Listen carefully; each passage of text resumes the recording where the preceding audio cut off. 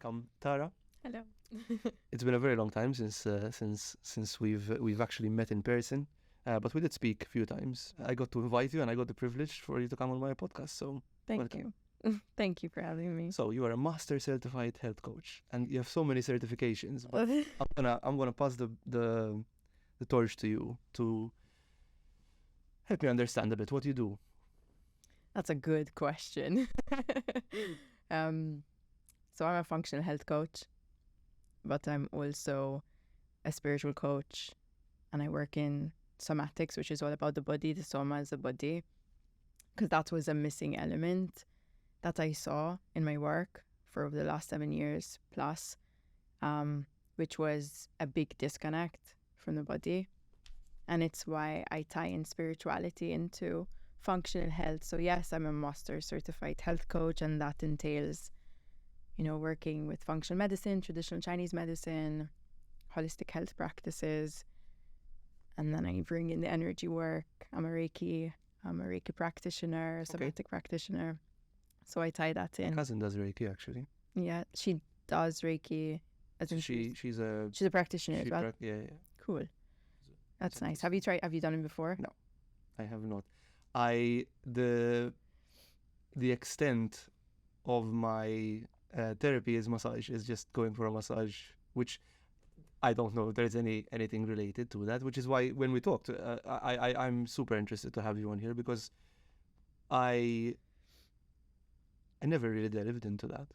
I think the biggest thing that I'm excited to have you on for is autoimmune disease specialization rather, because inflammation is something I struggled with for all my life as well. I think just knowing, now that I know what it is, Okay. I know that I struggled with it for a very long time. When you say inflammation, Just general, so this is where I'm going to be very ignorant, so please correct me. But that's just the general feeling of not feeling like I should, like normal, Okay. if you know what I mean. So you feel that something's off chronically. Yes. Yes. Is it a sense of energy, But pain? I think now I managed to control it with exercise. Okay. Exercise really helped me control my, for example, my asthma went away, my IBS went away, my headaches went away, just general body pain went away, just constant pain in joints and nerves. I tend to not get sick as often. I think apart from COVID, I haven't gotten sick in the last 7 months since I've been training. Just your movement. Through movement, vitamins, somewhat healthy eating. Okay. And before you were doing that, what did you lead a sedentary lifestyle? Oh, yes. Full on sedentary? 17 hours a day on sitting down. So 8 hours of work and the rest playing World of Warcraft. Wow, okay. For 4 years. And that's a lot of one plane movement, right? You're sitting down and one plane. There isn't rotation. There's no functional movement there. And that's what's interesting, because so inflammation is where you have too much heat in the body, right? And that can come from so many different things: poor eating habits, poor sleep habits and sleep hygiene, things like if you're even holding on to specific elements of trauma in the body, which are stored in the lymphatic system, and then you're not moving the lymph, because the lymph doesn't operate, it doesn't function like your veins, right? Where the heart pumps the blood, but the lymph requires movement. So you actually need movement to move those toxins, and if there's any stored trauma within the lymphatic system, you need to move that through. So movement is key to get things running smoothly. I don't have many regrets in life. One of them is I wasn't athletic enough growing up, and it didn't teach me this, because I had to learn this the last couple of years. I think with COVID, for example, which I think has impacted quite a lot of people, because you go from your only movement being running in the office, right, from department to department or speaking to people, to all of a sudden you're just working from home and you're sitting on your ass for God knows how many hours at a time, and all of a sudden your movement is gone because you don't have to get up to speak to anyone. You can just call them, right? It's crazy. The level of I would say instant gratification that we have in today's society has led to much more dis-ease in the body and the inability to not only move physically, toxins, and have the right, I would say, motility within our body and our gut, but also emotion, right? Because emotions are energy in motion, and that can get so stagnant. And then people wonder why they're depressed and anxious and have this buildup of energy, because it's just stacking up and not being utilized and transmuted, since energy can't be created or destroyed, only transmuted, right? But as you were saying, like, it's interesting. It's really great that you noticed what a massive impact it had on your body, and I'm sure on your mood, right? Like, I'm sure you've noticed a change in your mood once you started exercising and running. I think I noticed a change in my mood when the biggest change in my mood I noticed was when lockdown started. In a negative way? In a negative way. And I'll lead up. So I was like, yeah, I get to, like, you know, I get to not have an excuse not to go out and socialize and stay inside and play video games, because I've always been a gamer. I've always enjoyed that, competing and gaming and all that. But I noticed I became very irritable, to the point where sounds, repetitive sounds, rustling sounds, very high frequency sounds would annoy me, to the point where I would snap at the person, which most likely would have been either my partner or my daughter, because that's who we were in the flat, right? But then I noticed that slowly went away, and I was able to regulate my emotions way better when I started going to the gym and boxing and walking and eventually doing jiu-jitsu. Nice. Well, I haven't done for a month, but I'm back tomorrow. First session after a month. I'm super excited. That's cool. Physio gave me the okay, so. What's the reason that you had to go to physio for? If you don't mind me asking. Yes, no. It's, what's it called? Fasciitis and the Achilles heel, both. Oh my. That's which comes from sedentary position and having really weak legs and then going into a high impact sport. It's really good that you're mixing, though. Like, you're doing a bit of resistance training, I imagine, at the gym. Well, the gym I do everything at home now, but yes, I do a lot of RDLs and stuff like that. So cool. But you're interviewing me. This is not fair. This is not fair. It's the other way around. It's relational, you know. It is. It is. But yeah, I think that movement is so key. I mean, back when I started using movement in HSBC, when I was going to the gym. So you remember we had the gym. Like, I would wake up for my shift. I would start the shift. Like, we had in the beginning, it was like 9 to 6. Yeah. So I would wake up at 4:30 and like head to the gym, because it would open at 5. And I would be the first one there, and I would just start training there. For me, that was my escape. It was like a mental escape for me. It started with the mental more than the physical. Apart from the fact that I think that's when I started to become really self-conscious of how I looked and wanting to be better and look better. But it was a mental drive for me, and HSBC was the first place that I could really like lift those weights. You started your fitness journey, really? Like, before that, I was always quite athletic with certain things. So like, I used to play tennis and gymnastics, and then I found food and I like got lost in that for some time. And then I was like, I was way more into it. And I wanted to, again, like, feel better and look better. But I was going through like challenging times of my life at that age. I was 17 turning 18 when I joined HSBC. So yes, I was going through some tough trials at the time, just emotionally, and it was an interesting period, but it's what was the catalyst for my change. And from there I started to develop those healthier habits, you know, and it started with this just ripple effect, and it almost becomes one of those things that you don't really turn back from once you know how good it feels, right? It's hard to drop habits once you put them in, I think I found personally. Like, once you force yourself to do it for the first couple of months, and then it becomes, when you miss a day, like when I miss a day where I don't get up and go straight out for my walk or my run or whatever, I feel guilty that I haven't done it. So then the next day I make sure I do it with an additional strenuous exercise like push-ups or something. But that's like punishment. It's yes, in a way it is. That's like a no bueno in my book, to be fair. But I've gone on that side of the spectrum. Okay. Like I've been in the disciplined, hardcore, like weighing everything to the gram, all of that stuff in bodybuilding, and I've gone to that extreme, which swung the pendulum all the way to one side. I achieved amazing results. I competed twice in bodybuilding, and then I don't advocate that that's a healthy or sustainable way. There's so many ways. So a lot of people that are in bodybuilding, and I know personally one of my best friends was in bodybuilding, and he did really well. He won Mr. Malta twice, I think. And Mr. he did say Bjorn. Formosa? No. Demicoli. Oh yeah, I know. I wasn't the same. But that's on Mr. Malta. That you're talking about IFBB and. I don't know what he won particularly, but I know that he was, a big.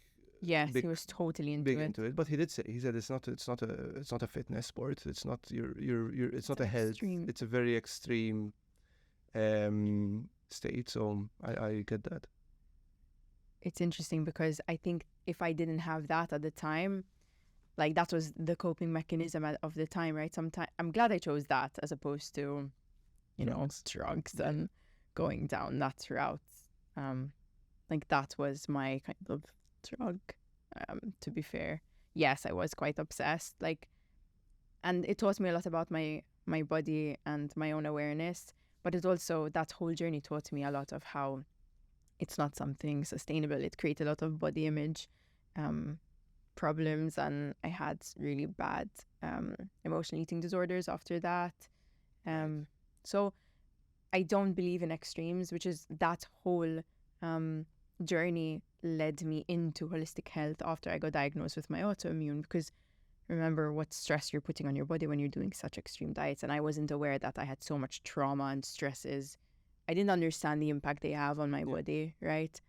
And my whole nervous system. And so that was like the cherry on the cake. Then apart from, like, I had some grieving moments of losing loved ones around the competition as well. Wow. Which then was like, for me, it's why I left Malta and kind of needed to get away from that lifestyle, so to speak. And every single episode so far, we brought up the importance of balance.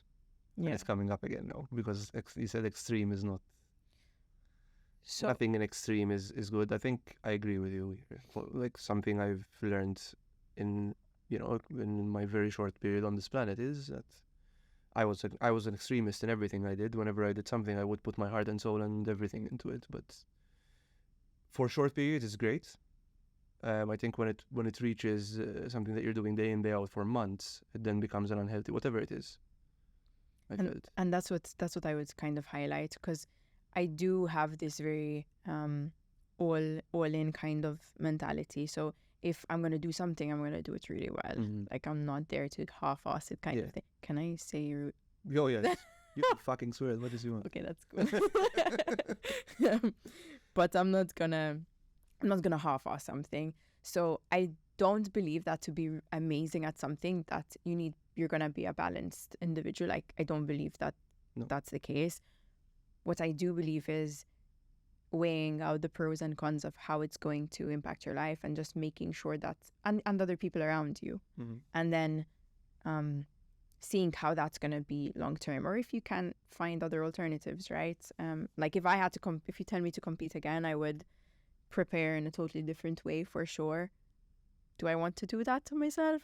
Not really. Like I have other goals, you know what I mean? Like I don't strive for that anymore. What are Tara's goals? To change the way that people actually see the world and see themselves. Like that's my goal. How do you think people see the world right now? To be honest, I think that they see it through the lens of their own wounds that they haven't worked on. And that's why there's so much polar opposites of, like, we see extreme feminism, extreme toxic masculine, and we see a lot of these, like, power and control, things like COVID, things around the vaccine. There's a lot of that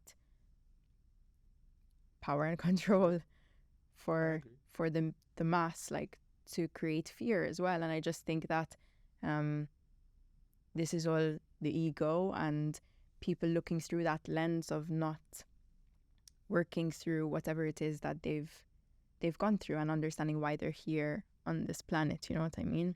It's a good big topic, you know, the mass media control, and I'm not saying that I'm anti-vaccine or anything. Like, I think I took the vaccine myself. I think, you know, it's the best that they did in that short period of time to try and save as many lives as possible. But the media machine made it, I don't know, it made it more stress-inducing than it needed to be, I think. And that's it was already a bad situation, right? It was a shitty situation. The whole world went through something. Most of us have never been through such a traumatic that are alive today. You know, because most, you know, yes, you can say World War II was definitely one more traumatic, but most of the people that went through World War II are not around anymore. So our generation and the kids that were born during the pandemic and all that have gone through quite a bit of stress that is, you know, unsurpassed within the generational number here. But the point that my question is going to be, if there was going to be another repeat of COVID, do you think people will listen to their governments as much as they did during COVID? As in, don't leave your house, wear the mask, take the vaccine. That's a good question. I personally don't think so. But again, I believe that I'm not even going to reference anyone, but I'm just going to use ego for whoever individuals would be taking actions based off of this essence of power and control, which is beyond even what we know, right? As in beyond what a lot of people know in society, because there's a lot that goes on that we don't know for sure. But do you mean in a lot goes on in what, like in governments or behind closed doors? Sure, behind closed doors. How the sausage is made, no one knows. I don't know if you've seen Hamilton, but I'm a big fan of the Hamilton musical, and they talk about that. It's based on how America was built, and how not Alexander Hamilton, but his rival wanted to know what's happening behind closed doors. He was like, I want to know how the game is played, how the sausage gets made, but I can't because I'm not there. I'm not in the room where it happens. I'm such a geek. I'm sorry. I've watched that musical so many times with my partner. It's okay, you do you. Guys, watch Hamilton. It's on Disney Plus. It's awesome. I'll have to check it out. Disney Plus sponsor my podcast. Like, I'll be honest, I haven't seen it. Sorry, but, I it's okay. You talk a lot about the ego, and I think it's a very interesting topic. The ego is such a thing, right? It drives everything. I think everything's driven by ego these days. Like, we still need it for sure. Yeah. But I mean, the reason why I brought it up as well is because you asked the question of how do you think people see the world, and I just think that humans complicate life more than it needs to be complicated, you know? Absolutely. So, and there's a lot of projections that happen which aren't actually the way things are. It's just, again, through the lens that people are seeing. It's have you heard of Brené Brown, who talks a lot of, like, she has she's a scientist on courage and vulnerability, and there's even an episode. What's her name? Brené Brown. I really love her work. I've been following her for a long time, and she has the book Daring Greatly. And yeah, so even just the sense of having the courage to do certain things and to move through the lens of vulnerability, not through the sense of fear and I would say defensiveness, protecting. Like, this is all how it can even affect your physical body. So I'm going to bring that in as to why I think it's so important for each and every one of us, because ultimately when we are giving our power away to other people or to situations and circumstances which are futile at the end of the day, it's draining the power away from our essence as humans, and that's where we find dis-ease in the body and we find imbalances in the body. I like how you say disease, because you split it. Yes, that's cool. Never thought about that. Yes, I used to call it pronounce it as one word. It's cool you picked up on it. Yeah. I was gonna mention it before, but you were talking about something interesting, and I'm trying my best not to interrupt people. My PhD kicking in, but no. So, what is the most common? So you talked about projection. What is the most common thing that people project from the people the many people that you've met in your workshops? Wow, that's a vast question, but I can't say one thing. I can narrow it down to the 5 core soul wounds. So we have abandonment, rejection, humility, betrayal, and injustice.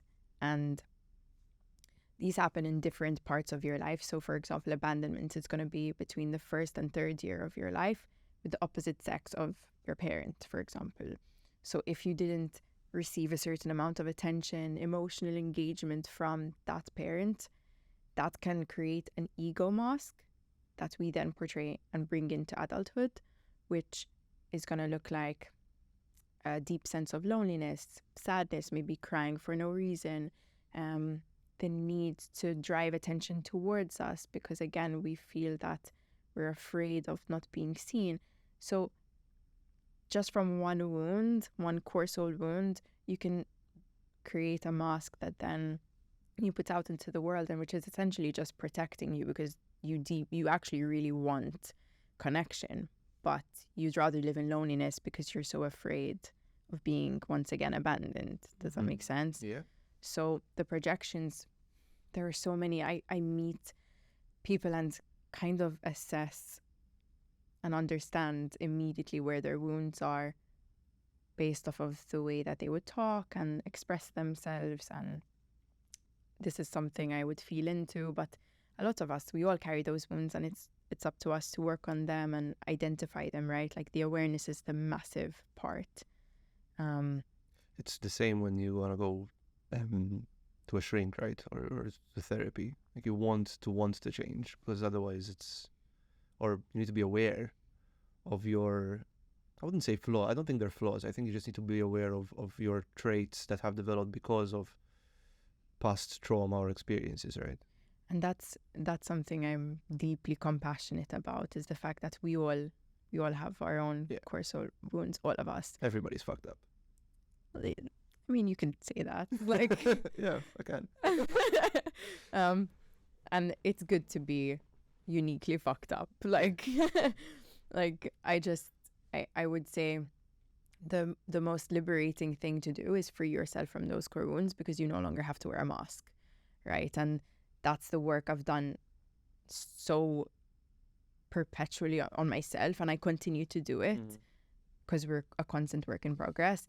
But I think that everyone should, because then they free themselves from hiding away of their own truth, right? And we're all here to come back to our most true, authentic, aligned selves, each and every one of us. And we're tested along the way in life. Like your trials and tribulations are all going to be based off of, are you going to wake up or are you going to stay asleep?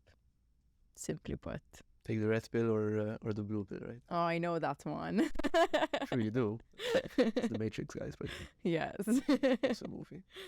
But that's that is interesting. There's been a lot of different shows and all that. They say, you need to break out of the Matrix and all that. And I think that obviously that's an exaggeration of what's actually what you're talking, of what's actually real, which is what you're talking about, which is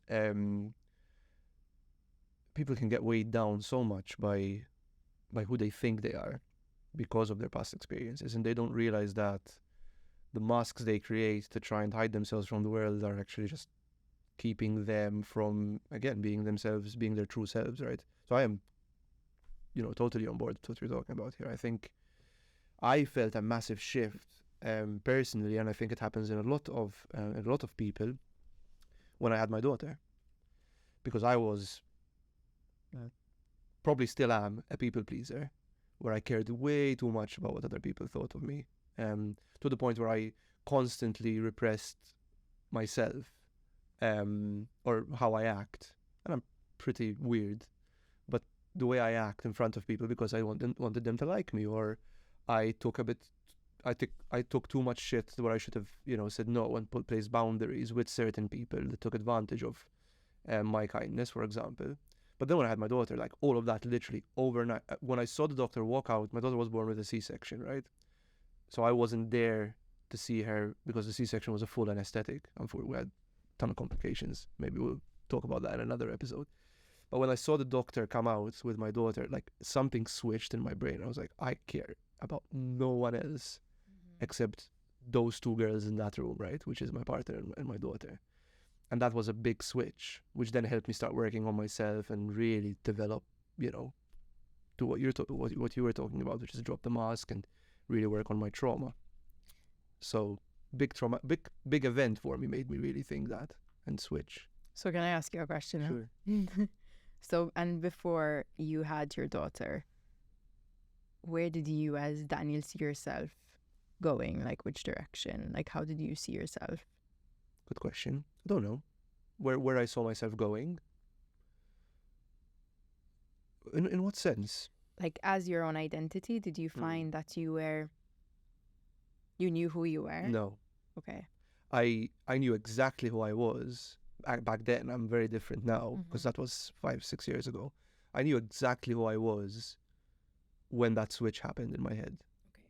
I knew I had to make sure that I do everything in my power to take care of my partner and my daughter, because my partner was obviously in a lot of pain. Like C-section is not, it's a major surgery. I had to sign all types of NDAs and I had to sign all types of all types of what do you call them, like waivers and stuff like that, right? That she might die on the operating table. And it's like that's scary. After 19 hours of labor, that's a scary situation to be in. You're overtired.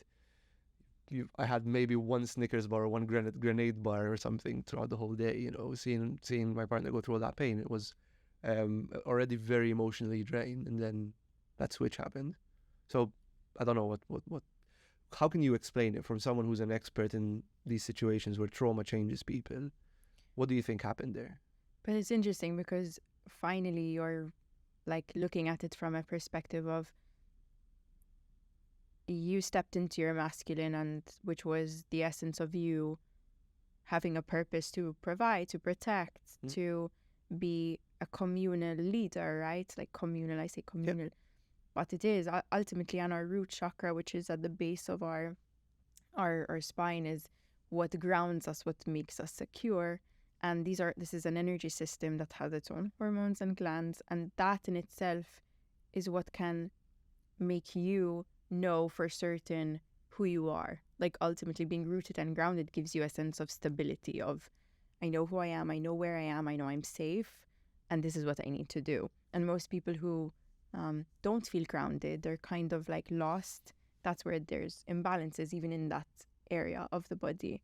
And in your case as well, like every father to be, when the baby is born, and usually the moment they hold their child, there's a hormone that's released in the man that makes them more nurturing and soft, and it's really beautiful, that can only happen when they hold their own child. It's like, I read an article this week or over the weekend about the importance of skin-to-skin contact or something, like within the first few minutes or with the father. And I knew about the importance with the mother because it helps with lowering with oxytocin and lowering in stress for both parties, and milk generation and the mother and everything, but didn't realize that was actually that much of an impact on the dad as well, on the father figure, because fathers tend to be a bit less connected to the baby, because obviously the mother's carried the child for 9 months, right? So there isn't that. I guess what you mean. Yeah. But the father really does play such an important role, even in the sense of like energetically, and that's what most, I would say, like I can say Western cultures don't advocate on, the impact of the energy and the energetic system. And I feel like, that took me a long time to dissect through understanding my trauma and my wounds, and going through when that I'm a twin, right? So yes, Nikki and I were Nikki worked with us as well, right? She did. My God, that feels like such a distant memory. Well, probably because it is. It is. But yes. But as twins, we were born and we were taken away from our mother when we were 7 months old, and then reconnected again with her at 2 years old. So the nervous system of the child mirrors that of the mother, right? Yeah. And they also, it's any form of like nervous system memory or somatic memory is stored implicitly within the body. So it's implicit memory. It's not a thinking process. It's a feeling process. So let's say we can talk about people who in war, right? If they were pregnant during the war, the nervous system that the mother had whilst being pregnant during that specific time would have impacted the nervous system of the child even later on in adulthood life. So they could easily be heightened, right? They would have a heightened nervous system. Yeah. And the awareness around it is important because it's something that you need to almost retrain the nervous system again to come back to safety and social connection. It's so interesting you talk about it. I was listening to the podcast this morning, which we were talking about Dr. Tara, and she talked about this, but like specifically this. So I'm surprised you haven't listened to her, because she did literally exactly what she talked about. Where she did the comparison of, like, you know, if the mother while she's pregnant is a heroin addict, for example, the kid is born impacted by it, right? With the potential dependency on heroin and all that, so they have to be weaned off. So same thing with stress, because there's a lot of cortisol in the blood. They're sharing the same blood system while the child is still in the womb, right? And that literally explains what you're talking about. And I think I'm going to make this here, this statement here. I love the fact that you combine the spiritual aspect with the medical aspect as well, and because I'm scientific. I'm very scientific, logic based. I understand the importance of spirituality, because as much as I am not religious, for example, I think I'm very spiritual, or I try to be. We're all spiritual. Yes, I understand the value of spirituality, and I understand the value of religion, and I've had many debates with people who are also atheist. I wouldn't say I'm an atheist anymore. I don't know what I am. Anymore. But I used to be, because it was cool, and now I am. I wouldn't say I'm not religious at all, right? Like you wouldn't see me professing the word of God or anything like that. But I know the value of religious teachings, how they impacted me, for example, in terms of discipline and how to think and how to help your neighbor and all that stuff, right? So those are all lessons that you don't really need religion to teach you, but religion tells a really good story when you're young, and helps you understand the importance of helping others and being part of a community, which is really important for, like, I think for self-happiness. Serving others, for me, brings me way more joy than serving myself. And community is so important. It again feeds that root chakra, the first chakra that we have, and it's what forms a tribe. Like even in ancient times, the tribes were so important, and community is what helps emotional regulation. It helps a sense of self. So you develop a sense of self through community, through belief systems and structures. And yes, it's so fulfilling to be of service to others, to that element of human connection. And a nervous system, going back to that, is, and something I learned through my studies again, beyond functional health, was the spiritual aspect of presence. I mean, spirituality, being spiritual means to breathe, literally. So we're all spiritual, and we're all here for a purpose. And that is to go through each and every of our energy centers and make sure that we're staying in alignment with our truth and not deviating away from that, because our body will show us through ailments and through physical, again, dis-ease in the body when we're not quite where we need to be. And it takes time, right? Like in the beginning when I was diagnosed, I was like, what the fuck is going on? Like I didn't have the approach that I do now, obviously. And you need co-regulation. When in somatics we always say co-regulation is the key to healing, because it took somebody else to actually dysregulate your nervous system. So it's going to require someone else to help regulate it. It's not a one-person job. That's fascinating. That's so cool. Such a cool statement there. Someone took it away, or someone has caused you this impact and change, and someone else needs to change it back or realign it. It's very cool. Yeah, just using that co-regulation, and I would say also the fact that bringing the awareness of the science as a backbone, for sure. Like, it's I've always been someone who was super scientific. I wanted to research and studied everything, but it came to a point that I was like, something isn't, like, it's not serving me. I keep chasing my own tail. I keep hitting this glass ceiling. I'm like, I'm not understanding. And I was being tested and constantly swung through different trials and tribulations to wake me up and to come to these realizations. And it was through spirituality, and I got spun 360 into spirituality, to the point that I had to study all religions to even understand that they all have the fundamental basis. All have, like, you have the 7 sacraments in Christianity, you have the Kabbalah, which is the tree of life. They're all based on the 7 principles, and in Hinduism, in Buddhism, in Judaism, and they all replicate the 7 chakras as well that we see. So they're based on this similar statements, and that's, like you were saying, you know, they teach you to do good, and like religion has given you principles, and essentially it all starts at that fundamental foundation, but the ego is what thwarted it and then created a divide. It was that need to control, right? Going back to the community, and I'm going to link it with the instant gratification bit you talked about earlier on, when we started talking, right? Modern life tells you, put yourself first, think about number one, be you,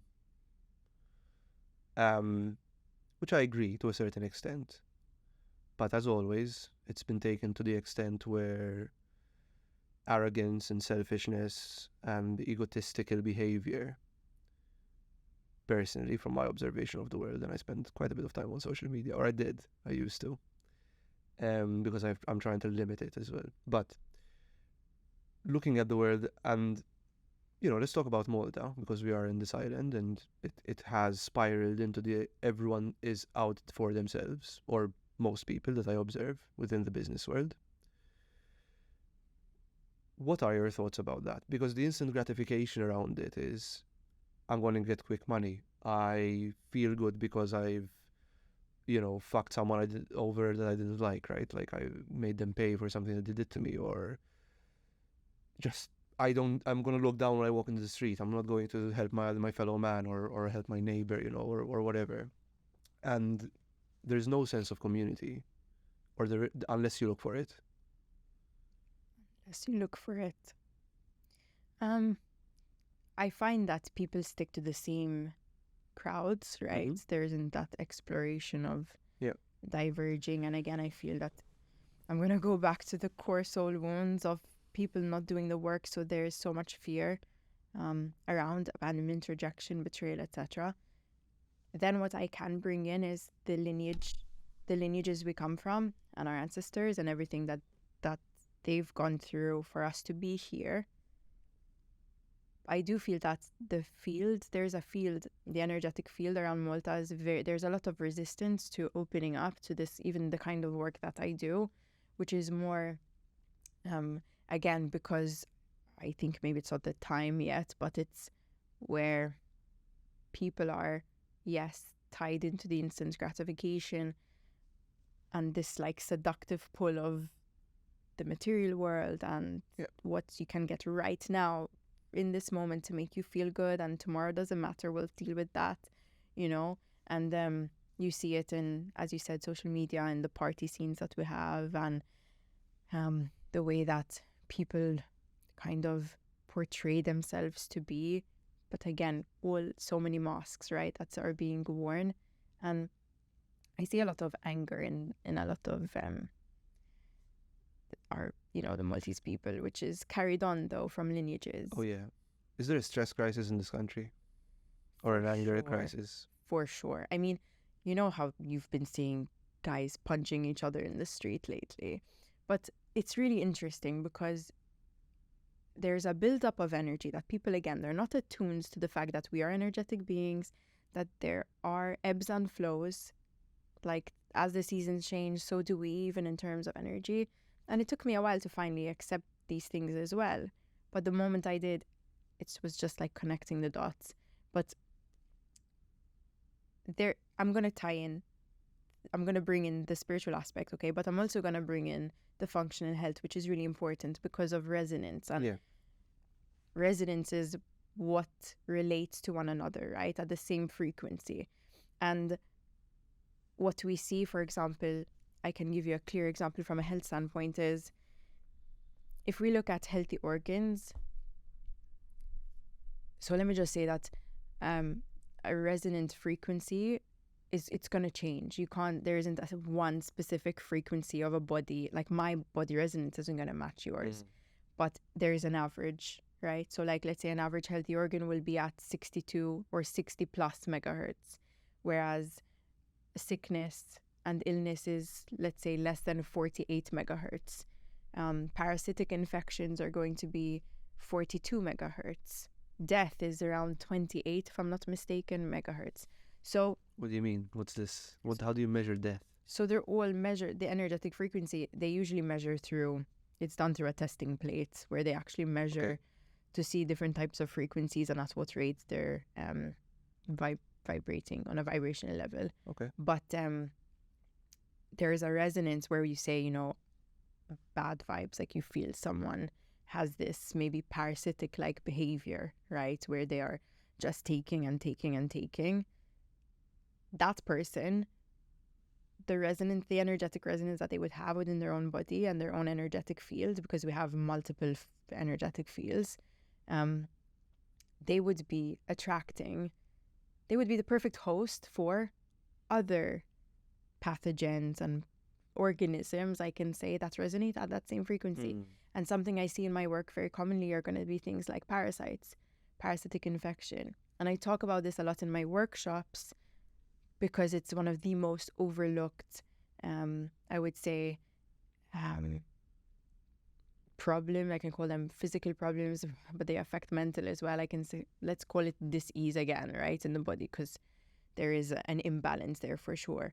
One of the most overlooked that we see, and the symptoms cross and overlap so many other symptoms of autoimmune, of mental health disorders, bipolar, anxiety, depression. This is where the holistic piece comes in. And this is where the holistic piece comes in. But you can't negate the emotional piece and the levels of trauma you've had, or maybe your family dynamic, right, as well. For example, I have a client who recently came to me, has been to all the doctors, has had terrible gut problems, has his own construction company, and ended up not even being able to get out of bed, not feeling well at all, constantly tired, having blackouts, not in the best shape of his life either. And they came to me for help. And immediately, just hearing his story and me asking the right questions, right? Because then it's all about the questions you ask. And I got to discover the amount of trauma he had from his family and the family dynamic and the story he tells himself in his head as well.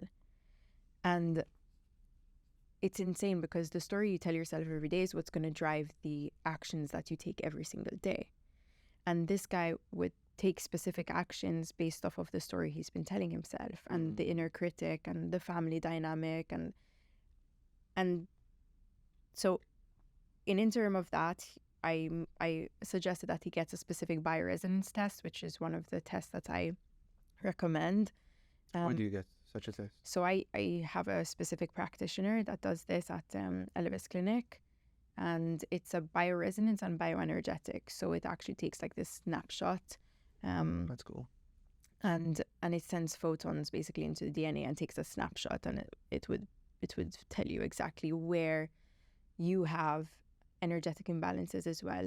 And we can look at things from an emotional standpoint in traditional Chinese medicine, and also then from like I would say like psychoneuroimmunology, as well as just imbalances in the body, starting from your dental cavities, like all throughout the system.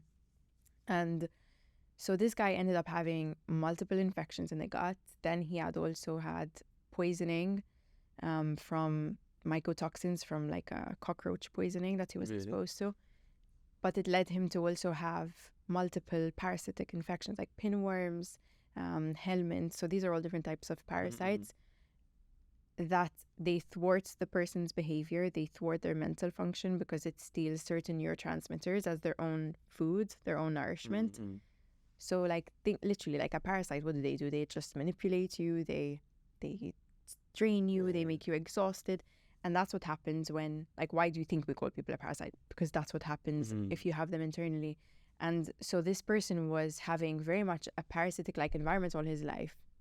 And he also had developed poor lifestyle habits, all of these things, right? Because I always say there's never one reason to being imbalanced. It's a multitude of reasons. And then you need more than one thing to help you come back to balance. Like, it's never one thing. So when people come to ask me, is the supplement good? Like, so for someone that is not feeling at their best right now, so for someone that's not, struggling to get out of bed in the morning or feeling very tired throughout the day, who aren't feeling satisfied or with their life where they are, or their diet isn't great, maybe they're not happy with the way they look, or they have constant minor health problems, what would you recommend for that person to do as a start?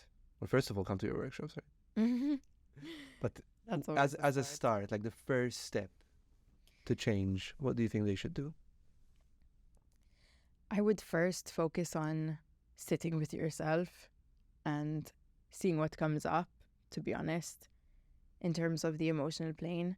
And then I would make sure that you're just doing the basics, which is sitting with yourself means. That means sitting in your silence and just taking the time to be present. So it doesn't have to be that you sit down in meditation if you're not ready to do that, but it could be that you go and sit by the sea and you are present and you observe and you allow a moment of stillness for yourself where you're not looking to the outside world, but you're allowing your gaze to turn within. And the answers are always there. It's just that we seek the answers from the outside world.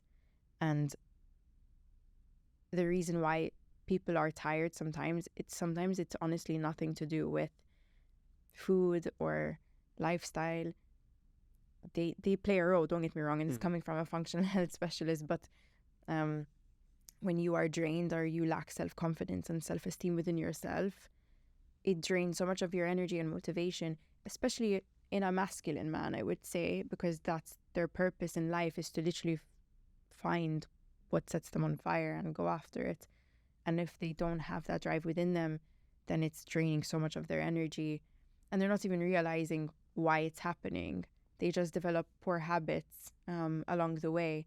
And again, this ego mask and all of these things, just it's all masking what's really happening. So the only way out is through, and I do believe that addressing it, whether you can do it alone or even you ask for help. So yes, like coming to a workshop and seeing what that's about, instead of even going to therapy is always a great step. Like, I don't negate any form of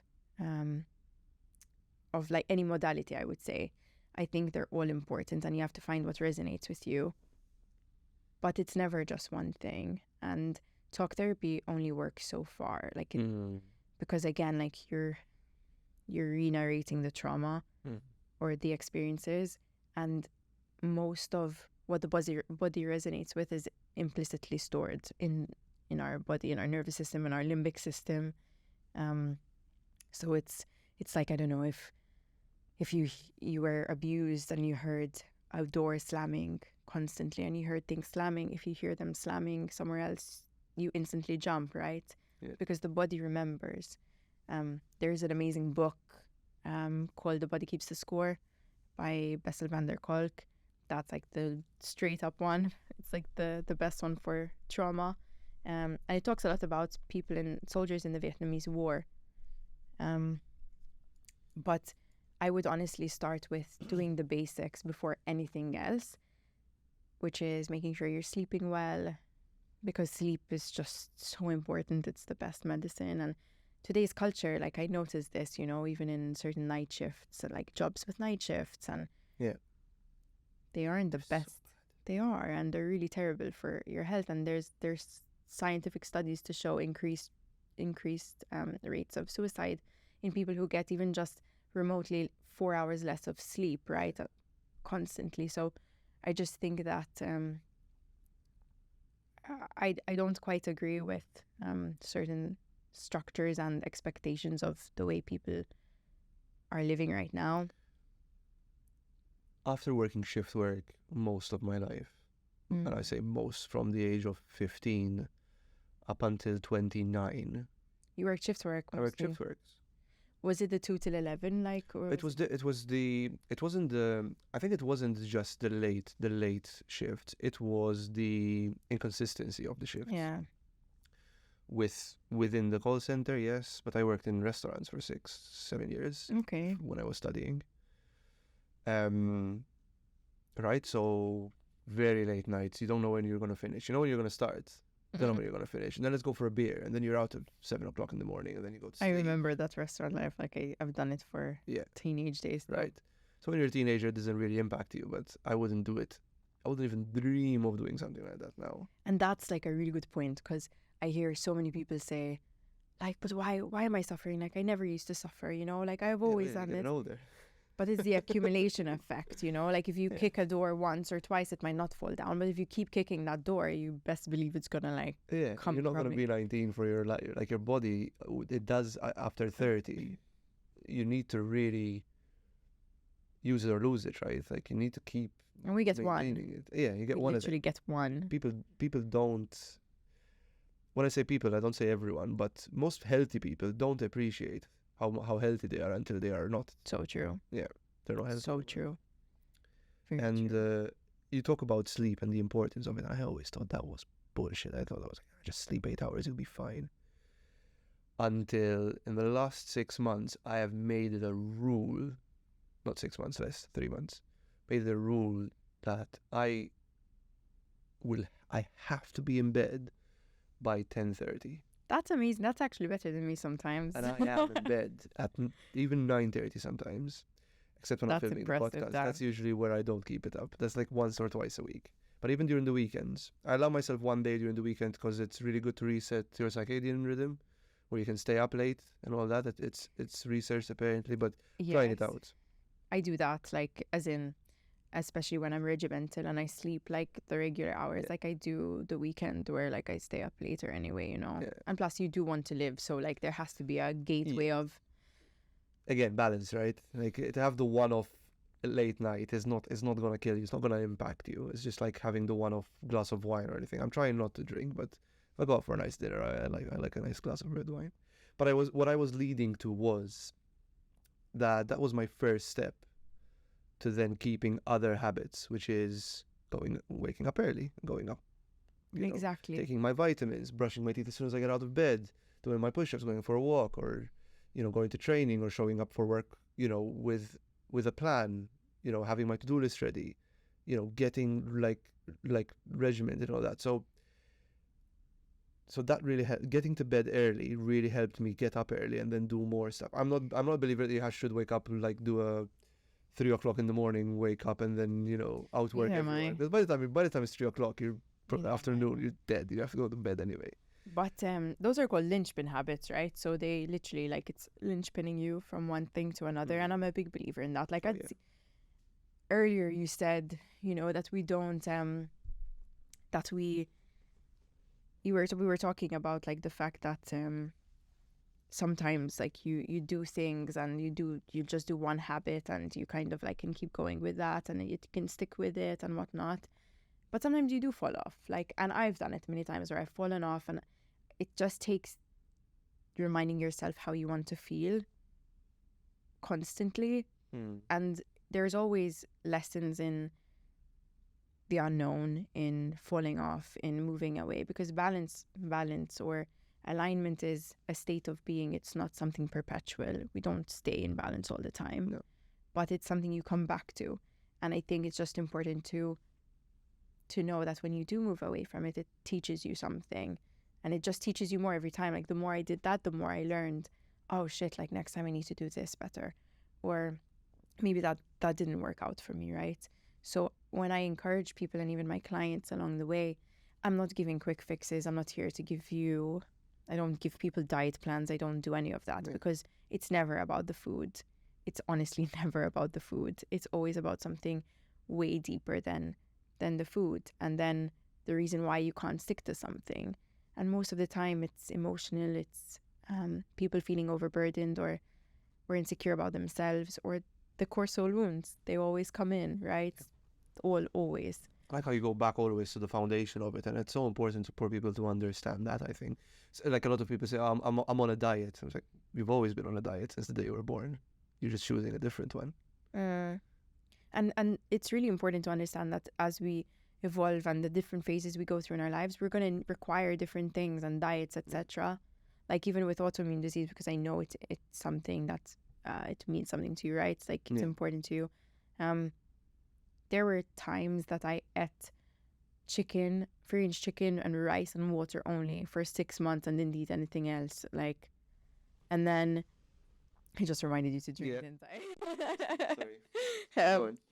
But for example, for certain females, when they're trying to combat inflammation within the body, where it's PCOS, certain types of gut dysbiosis or inflammation in the body, especially women, sometimes they do have to go on a more carnivore-like diet.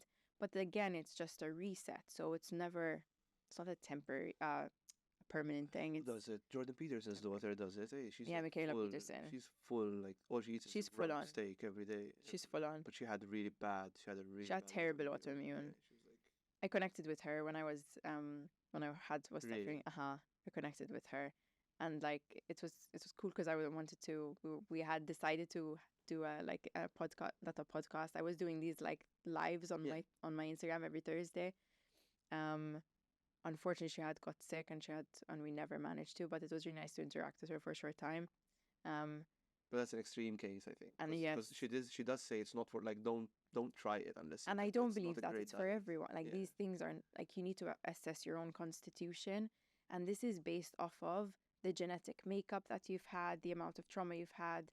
All of these are essential, even just in understanding your family dynamic, and it's so important. So I'll tie this in again with what you said about, our country having a lot of anger, etc. These are very prevalent in the energies that we have in our organs. Like the liver is the house of anger and resentment. The gallbladder also, the spleen houses worry, for example. You have all these different parts of the body, the lungs with grief, that if they're not transmuted again in terms of energy, they're stored there. So think of it like when you look at your daughter and you have so much love for her, you must express it in some way, right? You must say, I love you. Oh, yeah. It moves from the heart space up to the throat and it's expressed, right? So from the heart chakra to the throat chakra. If we're grieving and we're suppressing those tears and the anger and the sadness, it goes down. So it's taken down, not moving in any other way, but it's suppressed. And then it goes into usually the lungs and the colon. Like in traditional Chinese medicine, they're correlated, the lungs and the colon. So if you've suffered with grief, most likely you're struggling to let go. And then we see issues with IBS and all of these things, right? So that's why you can't negate the emotional side of healing, like, at all. There's no way around it. Like you need to work through all of them. So interesting. Can we talk about anger? Because anger is a big work in progress for me. In what way? Because I get angry very quickly. But I find I get angry very quickly with the people I'm very close with, i.e. my family. My mom and dad, my brother, my partner, my daughter sometimes. I talked about it the last episode as well. Like I get very guilty after, because it's usually when I'm working, it's usually when I'm focusing on something that means a lot to me, right? So I'm preparing a showcase of the next episode, or I'm talking to a customer, or I'm working on an email, or I'm writing something down as an idea that I want to use for the next episode or something like that. And I get interrupted and I'm like, yeah, give me a second. But there's only 2 warning shots, and then the third one is usually like, just get out of my room. and I just yell. But I noticed from observing my family, it is exactly how my family behaves. My dad's side, they're very loving and passionate people, and they will give you, the clothes off their back, the food from their plate. But then they're also very quick to go into this state of almost rage. Not dangerous, there's no physical altercation. It's just that it's this state of rage where they rile themselves up. I do this as well, I rile myself up. And I notice this, for example, because you talk about generational behavior, right? And the link. I used to go to the gym with my brother, and driving, and he used to come and pick me up because it was around the corner. And driving in the car, we used to rile each other up about people driving badly. We agreed, we were angry at the same thing, not at each other. We were just both getting angry at the same thing, and we bonded through that anger. Right? Do you see what I'm getting? It's a bit weird. I don't see that in many other people. Particularly, this I see other people that get angry, but they get angry at different things. But us, we just get angry at usually other people's. And this is my dad all over. Other people's selfishness puts us over the tipping point. If I see someone acting selfishly, usually because they're driving and they don't give a shit about who's around them, or they just get out of a stop sign, or they don't stop for someone, or they speed up, or they drive through a zebra crossing and stuff like that. For me, it just goes, oh, So I don't know. I mean, anger is a really important, like it's something that even I had to make peace with over time and along my journey, because I used to see so much anger growing up, and so I suppressed my own because I was afraid of it, right?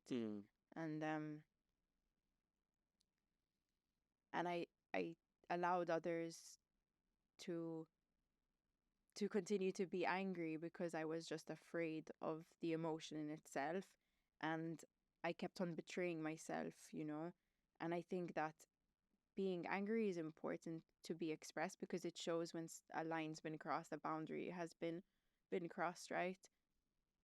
But then the reaction is the most important way around it. And if you're overly angry, it's also going to affect your liver, the energy of the liver. But if you're suppressing your anger, then it also affects the energy of the liver. So it's about how do we express anger in a healthy way, but by not by giving our power away. So what you were explaining there in terms of traffic and things out of your control most of the time, you're giving your power away. Like you literally have to ask, where did I just give my power away to? Like if something riles you up to that point that you've given your power away, it's costing you that amount of energy, there's been a shift in your body. And it's more about how can you build tools around your daily routine to avoid you from being so reactive. That's right? So cool. Yeah. So like in somatics, we use different forms to express anger, which is like you can do this with kids, which is amazing. Like you can have pillow fights and like slam the pillows, or like clench your fists really hard and then let go, and like clench and let go, because you meet the emotion with the physical representation of it technically, which is like with anger, it's usually tension and contraction. So you like try to meet it with that, or you scream if you have to, or you throw rocks off a cliff, like, you know what I mean? If you have a strategy to do it in that moment. But if you find these tools in your daily life, and it doesn't have to be something you do regimentally every day, like I'm not saying to have pillow fights every day, right? But like if you actually create an avenue to do that a few times, like you'll start to realize that you have an output and it's not being suppressed. It's so interesting you say that, because I noticed when I got into like training and stuff like that, different training. I mean, I did a little bit of boxing, I did gym, and most recently with jiu-jitsu as well. When I skip a session or when it's been a while, I can notice that I am more irritable. But then after a session, I'm usually like just very calm and controlled, and I'm like, it's like I've expended all the extra energy that I have. And I'm much more easy to deal with. But going back to suppressing you talked about suppressing your anger or overly expressing your anger. I suppressed my anger for a very long time. For example, you just made me realize. We were talking about that switch when I realized, because I was so people pleasing, I didn't used to get angry. I used to just always, it's my fault. So what's the reason? And I wanted to ask you this before. What's the reason that you feel that you are a people pleaser? Because I was. Because I let people walk all over me for but there's a very long time. Why? Oh, I don't know. Probably some childhood experience. But I've always been like that. I was always very amicable and acquiescent. I was never... Like, I still challenge people. Well, I challenge people now, but I still challenged people back then. It was very different, very subtle. And I had to get to know people. But I had no boundaries. Are you younger than your brother? No, I'm the older. Yeah. So, and do you feel that there was a certain responsibility that you had to have? I was... My parents admitted to this. I was much more disciplined. They disciplined me way more than they disciplined my brother. Way more. I was a... What do you call it? Is it a... do you call it a rainbow child? You know, after a miscarriage, then you get... So I was a rainbow child. And I think, not that my brother was, is still very loved, and but it was like I could see the difference in the way they treated him as a kid and how they treated me. They had a different expectation for me because I was always very interested in school and academics and stuff. My brother was never. He was more into my brother is very smart, but he's always been more mechanical. Like, he's more into doing work with his hands and applying himself in stuff like that. He still did very well for himself within different office jobs and stuff like that. So he's still made it. Like, it's crazy though how we put people in a construct of, and not. But that's my parents, right?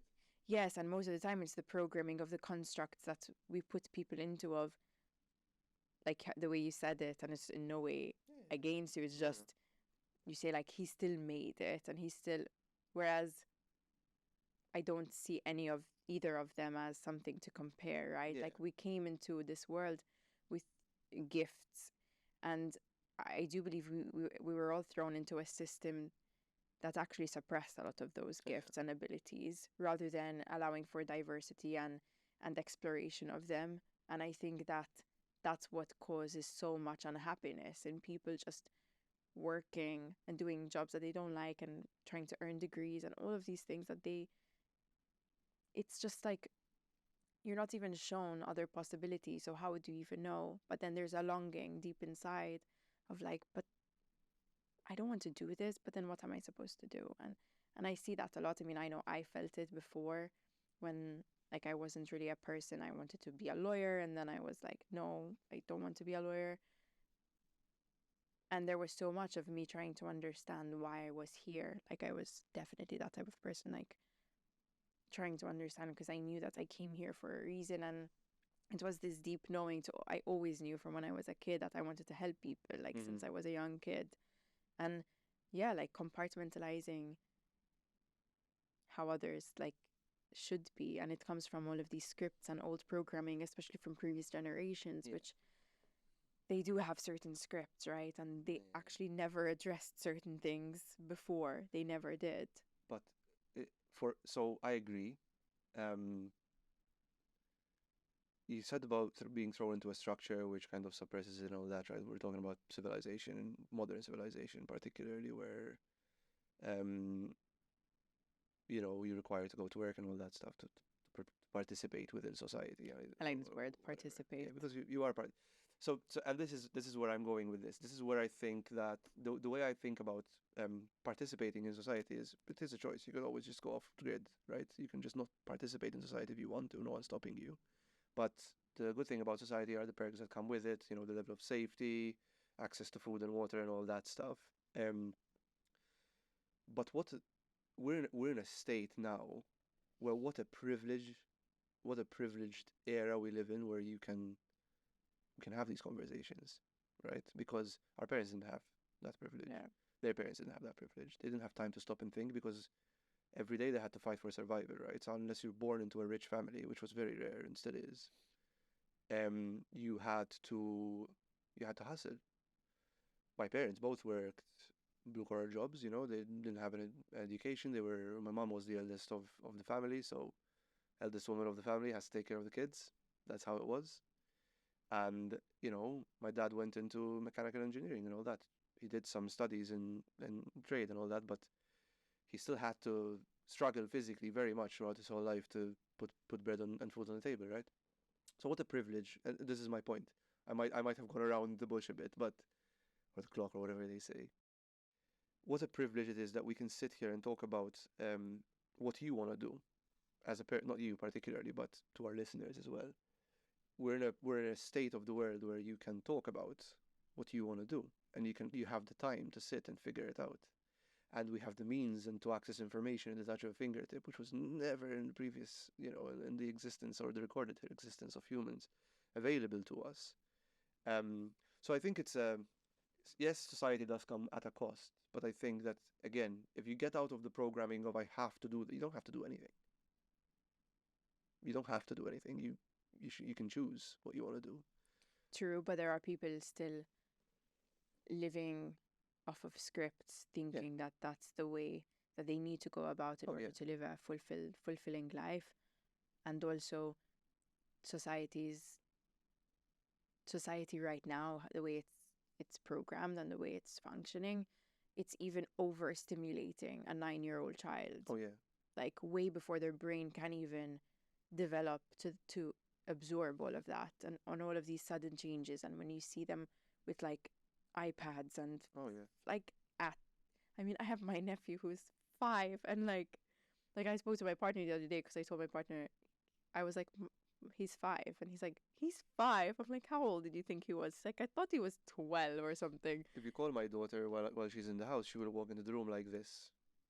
I am not shitting you. With the iPad. With the iPad in front of her, not iPad, whatever, tablet in front of her face. And she'll be doing something. She'll be playing, or she'll be we play chess. I play chess with my 5-year-old. Cool. She knows how to set up a chessboard. She knows all the moves. She hasn't beat me yet. But that's impressive. That would be pretty humiliating for me. But she's known how to set up a chessboard since the age of 3. That's way better than just showing them random things.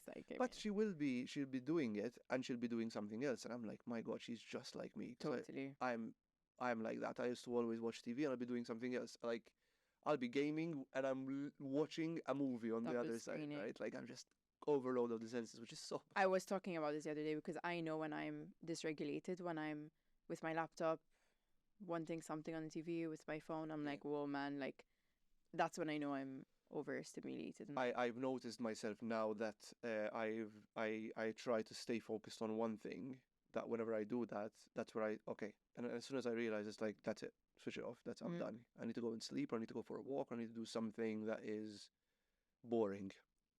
Boring. Because we're not used to the... Yeah. Shut it down. And it's what grounds you again, so brings your body back to a balance. And I talk about this even with clients where I say, because we're around so many electromagnetic fields, like constantly, man, especially in workplaces, and you go back at home. And for example, even with certain clients who have underlying infection, the first thing I tell them is you need to make sure that your router or whatever is not in your room, or that you turn it off at night, your phone's on flight mode, because they increase... From so many people as well. It increases your mycotoxin exposure by up to 600%. So it's insane, like, how they can multiply, and they're more active at night in terms of mycotoxins. But then apart from that, you need to just disconnect, because exposing yourself to certain light and stimulus before you sleep is just like delaying your melatonin, that sleep hormone, which ultimately is also a huge antioxidant for the body. So I'm gonna confess here, I have tried not using my phone before bed, and I've had the worst sleep for months doing it. I have tried this ages ago, not now. I cannot sleep without watching a film or something like that, and it's been... But it's not because of the device itself, then it's around your sleep hygiene and why you're finding it hard to fall asleep to begin with, right? I don't find it hard to fall asleep. I'm just saying that that's the only way I fall asleep. Otherwise, but then I sleep fine, and I wake up with tons of energy, and I'm ready to go, right? And I barely touch coffee. But is it because you need to hear, you can't fall asleep in the silence? Probably, could be. I think it's a mixture of that and the visual. I think it's audio visual. But is there a reason, like, do you feel anxiety? No. I just...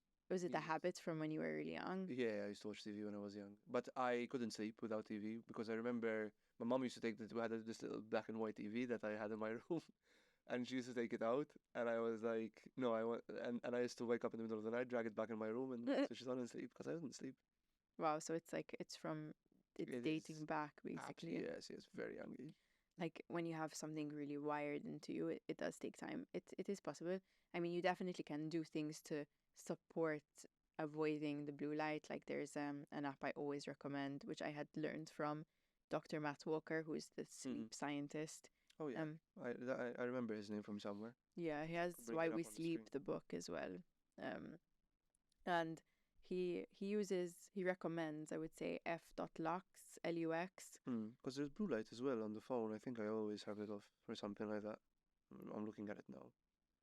Yeah, so pretty sure there is something. Nowadays most phones have the settings, which I do recommend, and then you can set them when sun is going down, because that's like your eyes. Like blockers as well, glasses as well. That's good. Because I spend so much time with it. So at least you can find tools like working around it, and I do try to encourage my clients to work with their lifestyle, right? Like you can't always make people just change everything, and but a massive part of it is just knowing the tools, and my job is to give you all the tools so that you're wearing that tool belt and you know which one to pull out and when, because I just feel that people are miseducated and they don't have enough tools and they don't have enough resources. So yeah,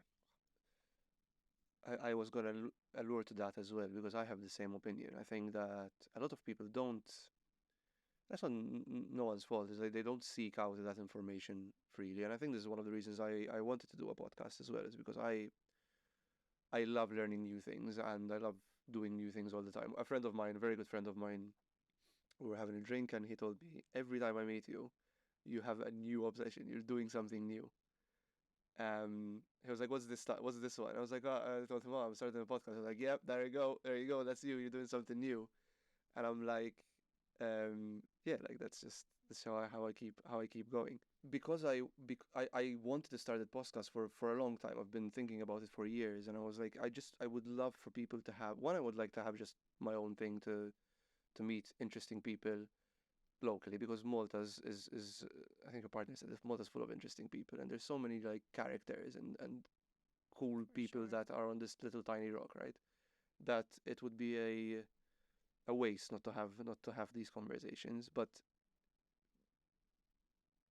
I think people not having access to that information, they get in a situation where they don't know what to do, and then they think, oh, that's just how I am, and they close the book, and then they don't revisit that book for a very long time. And it's also the fear of not wanting to deal with it. I mean, oh yeah, I remember being told as well by one person where she said, I know that you're gonna help me completely. She's like, but the moment that I do it, I have to change my whole life. And there's a massive fear sometimes around that for people, where they know that they have to make a change, but they realize that so many other things are going to change and it's overwhelming for them. And you just have to guide. Like, I truly believe in having faith and trust that when you take the first step and you take that leap of faith, that you're going to be guided along the way. And it's just what life has taught me, to be honest, because when you knew me, I was the like, no pain, no gain. Sleep is for the fucking weak and all of this bullshit, right? Like, I was just like buying all of that, and I was living through that lens, but I also had so much anger and suppressed rage and all of this stuff and trauma and whatnot. And I was going upstream. I was just persisting and fighting. And life is not supposed to be like that. Like, if you're struggling like that, I do believe in a struggle. I do believe that sometimes, as we said, you don't always have a balance and you need to push a little harder. But I don't believe that that's a perpetual state that we're here to live in. And I do truly believe that there is so much, and I'm looking at my phone because I would love to find the quote, because I don't know, I will butcher it if I try and do it from memory. But yes, okay, you talked about struggle. How important is struggle? I think it's necessary for growth. I think that Um, uh, we need to struggle in certain areas of our lives in order to understand our threshold. And it's only through, the diamonds are made under pressure, and olive oil comes from crushing olives, all of this stuff. The lobster, the Jordan Peterson lobster, how it grows and all that. It sheds its skin and it's under a lot of pressure before it grows the last second. I haven't actually heard that. I haven't heard it. I'm gonna try and do it, mention it to you, but I would probably butcher it as well.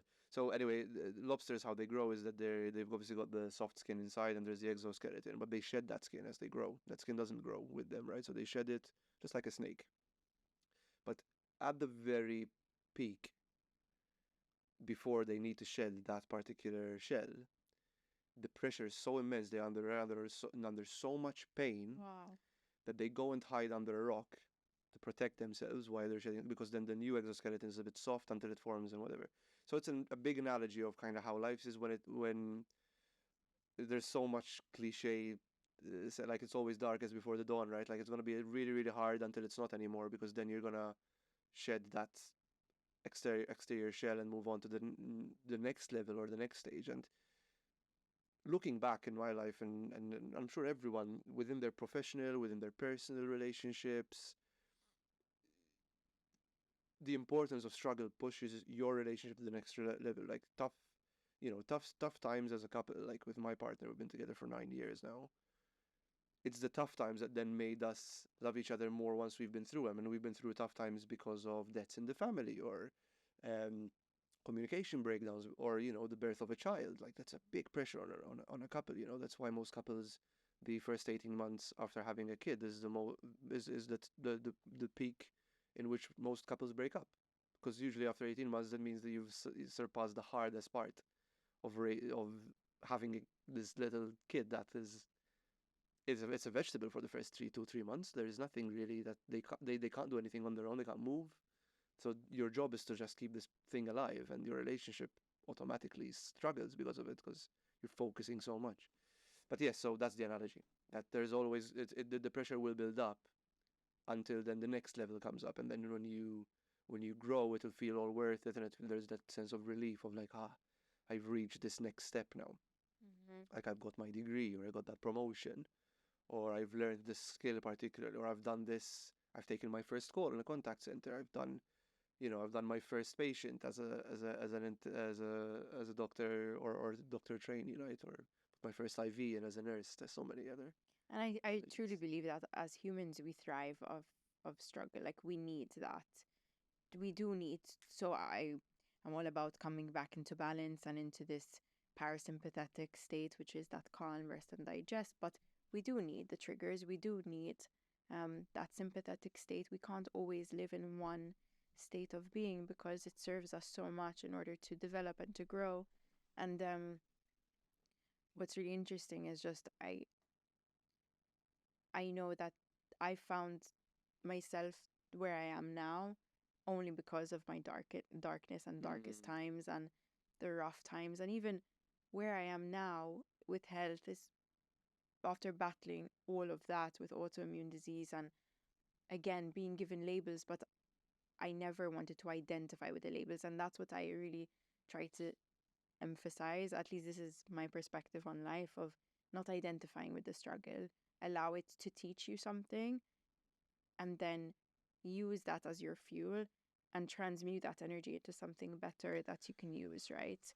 I love the label thing that you're talking about, because it's like I know a very good friend of mine who was my boss, and he was diagnosed with stage 4 cancer, and he was like, it's all a mental game, man, and he beat it.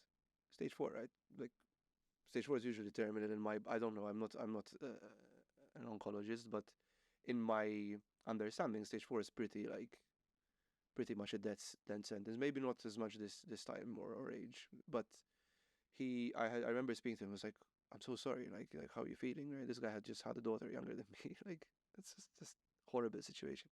He was like, it's all a mental game. I'm gonna beat it, and he did in 6 months. Amazing. Like insane. But the power of belief in us humans is so strong. Yeah. Like I was attending a workshop with a chiropractor from America, Dr. Stephen Ward, and he laid everyone on the table. We all had our go, like on the bed. And he was demonstrating as he lay one patient down, and he would lift her legs. So she was face down, just picture it, try to face down on the bed.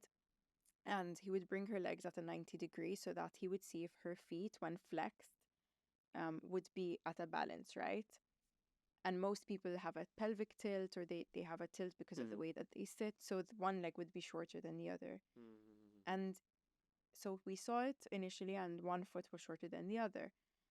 And he started talking, and he would assess the energetics around just by assessing her spine, because again, our nervous system is literally surrounding our spinal cord. And then he started to talk about her wounds and what type of attachment she has just by looking at her spine. And he started to bring awareness. So he started to actually tell her, for example, I see how much you've been struggling and how much weight you've been carrying and all of this stuff. And just by bringing that awareness to her, he checked her feet one more time. He lifted them up and they rebalanced themselves just through that awareness while she was on the table in front of us. And he said, the power of awareness and the power of belief that you have, and also being recognized by your community, does so much for the body that we don't even realize. Like, and I am a big believer in the fact that Mother Earth gave us everything that we need, everything, like in every way, shape, and form, through plants, through herbs, through foods, everything. So it's just a matter of us taking the time to go back and remember, right, and connect with one another to learn these things. But I don't identify with the labels, and I always was like, man, I am not fucking doing this. Like, I used to look at myself in the mirror, I'm like, there is no way in hell, man. To someone listening right now thinking, I can't, like, how, I can't do this, I don't have the time, I'm too busy with my kids, I'm too busy with my partner and my family, I'm too busy with my job. There is no, this is, yeah, it sounds good, sounds great, but I never have the time to do this stuff. To do what? To take time to change, to become self-aware, or change my belief system, or get educated, or come to a workshop, or work on myself. I don't have the time to do that. I guarantee you that if your child gets sick tomorrow and you need to go to the doctors every single day, you'll make the time. Yeah. Like, no matter what. It's just a matter of priority, and you're like, we're adaptable as humans, and we can literally adapt to a routine like this. Like, we really can.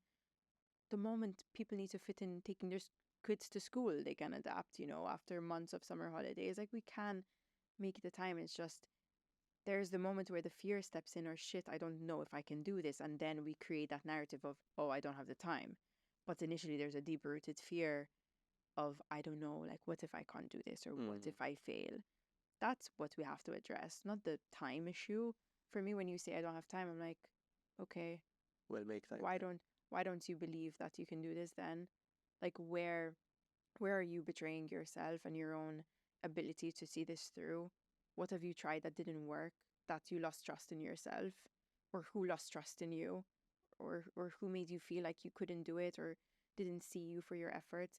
That's the prodding I do, not the I can tell them, like, you can make time and you can be disciplined, and I can, but they can hear that on a motivational video as well, you know what I mean? Like, it's not what fixes things. Like, it's the why behind the why behind the why, and I always say 5 that. whys.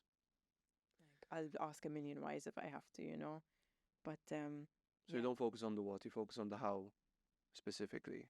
And well, you said that, right, to give them the tools. So that's yes, I focus on the why first, and the then why, and then and then the how.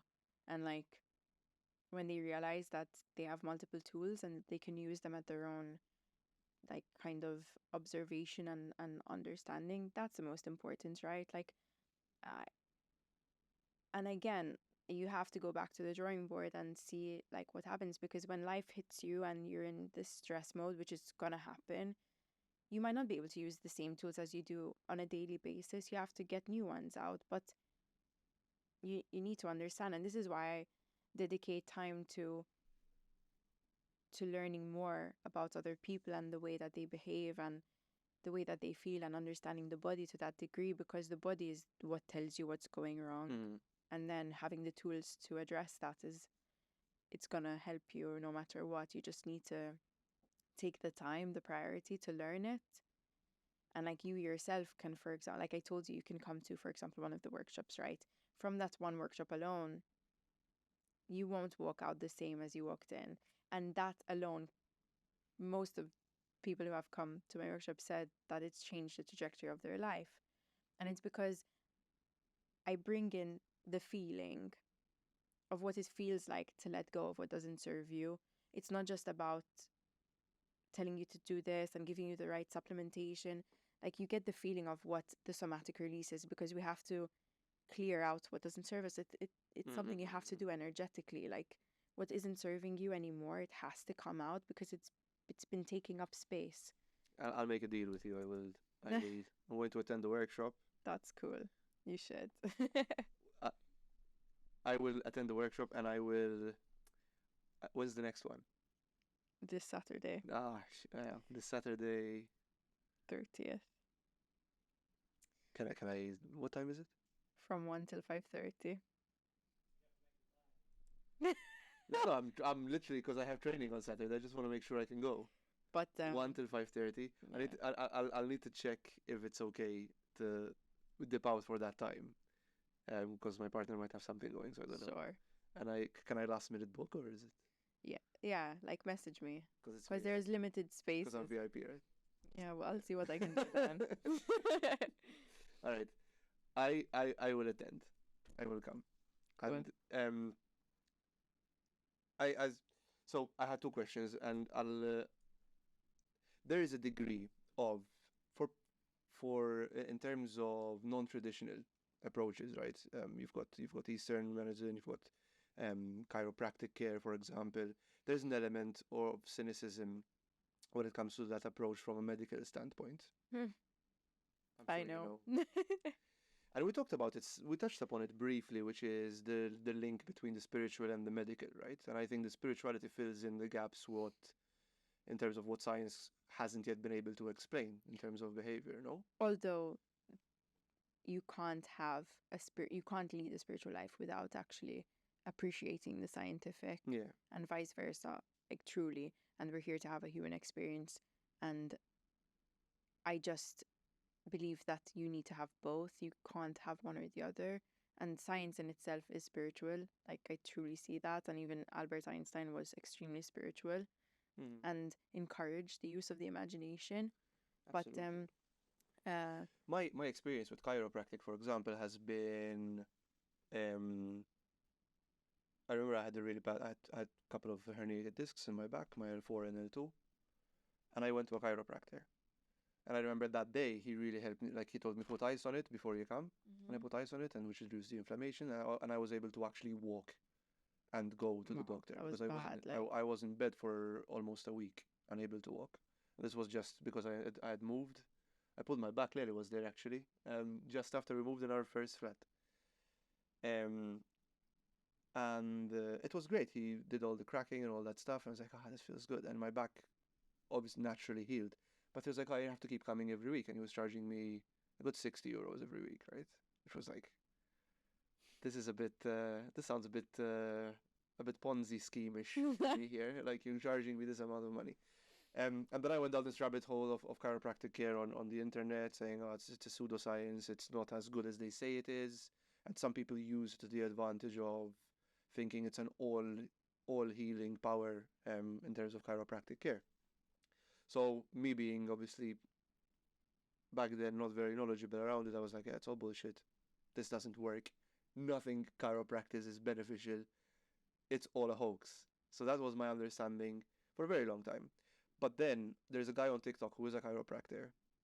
And he talks badly about other chiropractors that are bad practitioners of the science, where they twist it thinking that it is an all healing thing, which it isn't. And so there are definitely benefits of chiropractic care, but a lot of the healing happens naturally, not by the chiropractic work. The work is just to show you how to align yourself and create good habits of how you sit and how you act and what to do and what not to do in terms of sedentary position and all that stuff. which then helped me rebalance my cynicism meter from this is bullshit to okay, some of it works. But there's still that element of cynicism, unfortunately, coming from Mr. Logic Dan, around chiropractic care, around other non-traditional ways of medicine. So what do you say to that? What are your opinions on it? Do you think that they are, that everything is as beneficial as people say it is in terms of non-traditional medicinal approach, or are you, whatever your opinion is?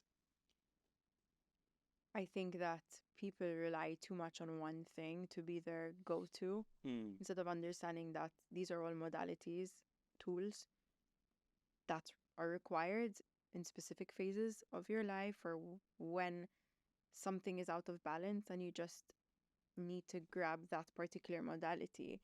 There's never one thing to bring us back to balance, hence the holistic approach, which is a whole approach. And I don't ever believe in one thing. That's why I kind of advocate, even I myself use so many different modalities of reflexology and chiropractic care.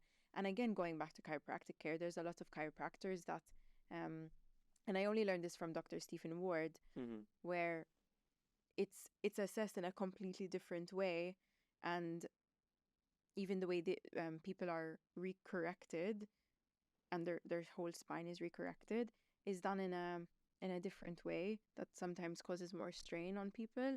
For example, Dr. Stephen Ward always advocates about not correcting someone, actually cracking them lying down. He does that seated only. And he does specific work only when lying down. And he has his own reasons for that. And he talks and he showed us all of these x-rays on different spines, even of different families, that had a particular pattern of spinal curvature, which indicated emotional wounds. So if, for example, if you were raised in a family that were very critical and were constantly, for example, having high expectations off of you, there's a certain curvature to the spine that would be more rounded at the top parts, and then more curved at the lumbar. So, and he showed the pattern in certain families, and that's where him and his father came out with certain modalities of fixing that. I mean, he's like renowned in America of this work, and it's really interesting. And I do truly, fully believe in Stephen Ward. Yes, I'll check him out. I think I've heard the name before. I've heard the name before. He's a really lovely soul, such an amazing human, and it's just it's something I do believe in, because again, I went through a really long period of my life, even at training as an athlete at the time, where I was restricted with my mobility and with certain things, and I was like, what the fuck, man? Like, I went to physio nonstop, and I tried all the different things and did more mobility work, and I'm like, why do I struggle with certain aspects of my spine? And then I got to understand the connection it had with my nervous system, and me being stuck in that state of fight or flight, and my nervous system was fried. Like, there was a point I couldn't load my spine with weight, for example, like with back squats, and because that puts like a toll, like vertical movements, vertical loading, especially in progressive overload, when you're training like that, puts a toll on the central nervous system, right? So it fried me every time, and I was like, what the fuck, why?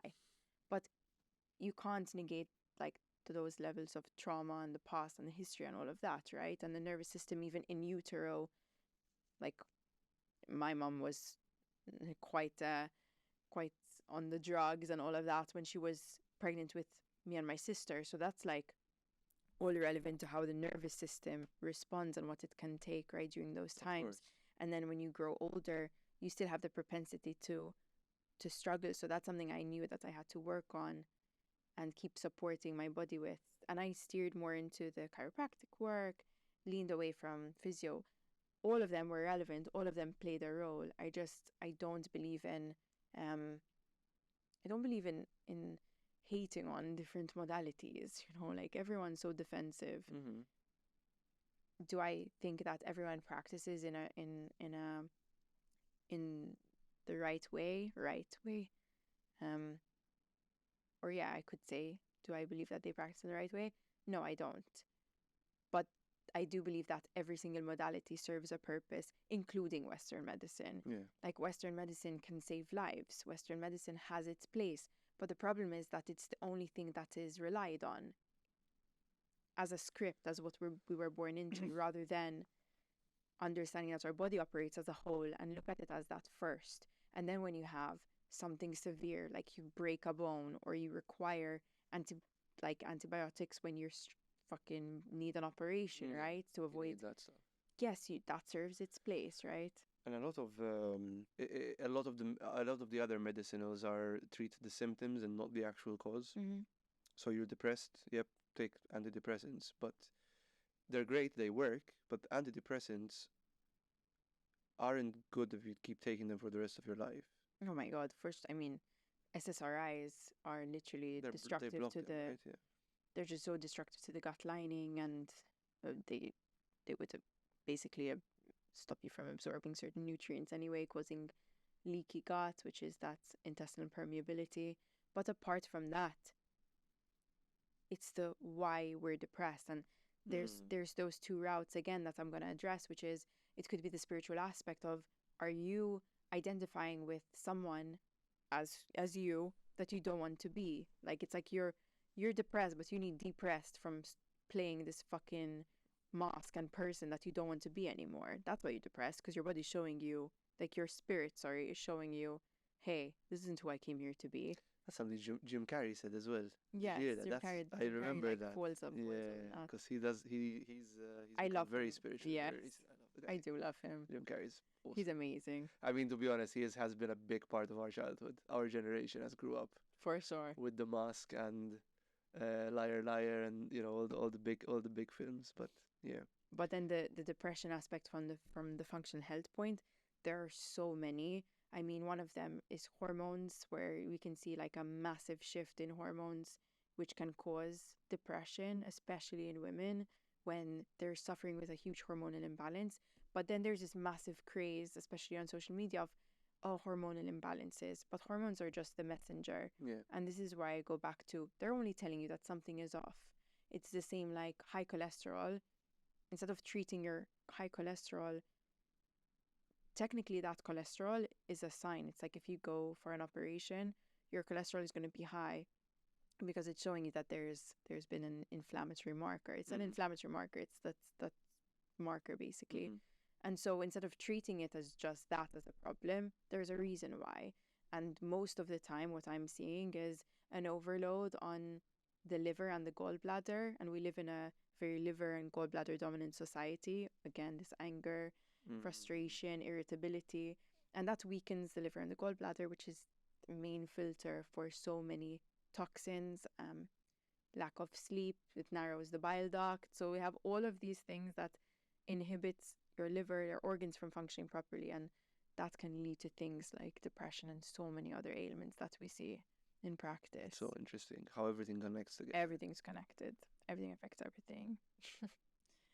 So yeah. You talked about assessing your constitution earlier, and I wrote it down because I wanted to ask you, how do you assess your constitution? Where does one go to do that? At first, you need to seek it through coaches and practitioners that embody this kind of work. Like, go where you want to find the information that aligns with you, right? Like, apart from my university over 6 years, I mean, I took numerous courses and I continue to do so with traditional medicine, Chinese doctors and people that I look up to and resonate with and want to learn from. But even before that, I was constantly hiring coaches and learning and reading. And I think that you do have to have the curiosity to go there to gain awareness, because it's only through knowledge that you can gain the awareness and presence, right? Like being curious, ask the why behind the why, be that annoying kid. Like my dad always used to tell me, Tara, you were always asking me why. I give you an answer, you're like, but why? Yeah. And then he answers, I'm like, but why? And I'm actually so happy that I was that annoying kid. I was equally annoying as a kid. I'm equally annoying as an adult, to be fair. I haven't changed much, but yes, I agree with you. Curiosity is such a good tool. And I think the times in my life where I didn't feel fulfilled is when I wasn't curious, because I've been through slumps where I just didn't care about a particular thing at work, and I didn't ask enough questions, which means that I kind of detached myself from that problem-solving energy of like, I really want to get to the bottom of it, or I really want to, close this client, or I really want to finish this project and all that. So no, and definitely. not everything will resonate. Oh, like no. I cannot for the life of me absorb information that I'm not interested in. Oh yeah. Like no shot. No shot I will sit in a training room and receive a training session on something at work, for example. And I recently moved to a new job, and I told my boss, I told him, you can train me on everything, nothing will get through the skull. No shot. I will fall asleep because I learn through, again, curiosity and doing and getting engaged in something, getting part of the problem, figuring it out as I go along. That's the way I learn. You can give me some training, I'll pick up it, but I will get bored after 10 minutes. and don't you think that you learn so much by integrating? Like I'm a believer in integration. I think that we learn so much through experience, and it's the same like when you drive, man, and you fucking have to do your theory, and then you do those lessons, and you're just like, you learn from being on the road on the Do you ever be driving for like a long period? Well, not in Malta because we don't really have long periods of time driving, but you'll be driving for 10 minutes and then all of a sudden you're just like, shit, I've been driving for 10 minutes and I've just switched off. I've been thinking about something completely different. Really? Have you ever never had that? No. Really? I actually haven't. I'll be like, I've been driving for 10 minutes and I've literally, my brain was completely switched off. So you're like, you're in a just kind of a subconscious cycle. Yeah. Because that's how ingrained some people are. Like it's the subconscious habits. But as you said, the first year of driving, I remember it was maybe not the first year, maybe it's the first 6 months. It was terrifying. Because, I'm like, oh, am I doing it right? Like, am I indicating properly? Am I doing my little blind check or whatever the hell that is? Like, it's crazy. But it's crazy because you just learn so much through integration. And even like in Greek philosophy, where they used to go there, I forgot the name right now, but they used to go up at the top of their the area that they would be staying, and they would just have a dialogue, and that's the way that they would debate. And it would be a constant like designated time that they would do that.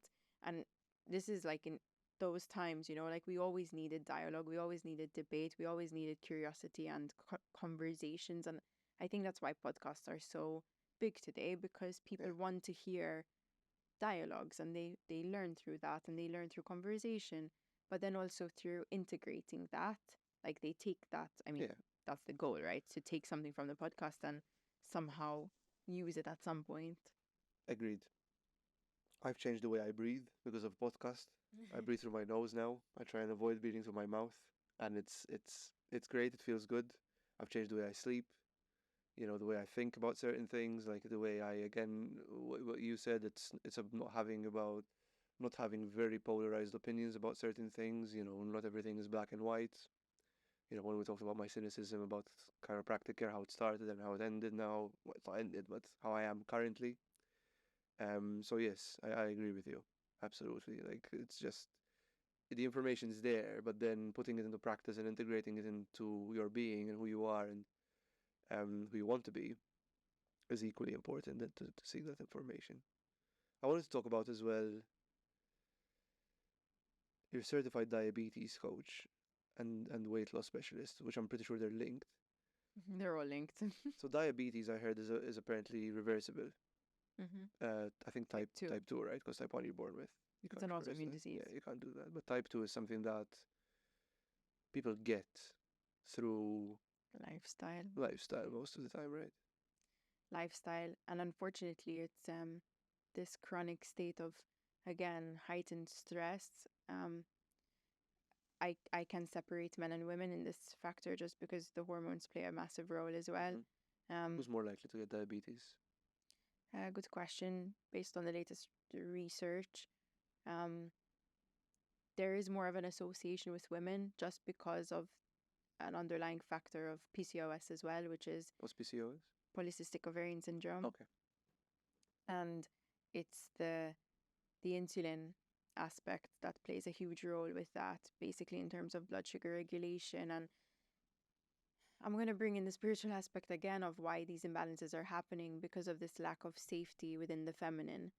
And the moment that we feel that lack of safety and security, again, affecting this is our sacral chakra, right below the navel, we get issues in terms of OBGYN problems and inflammation and imbalances.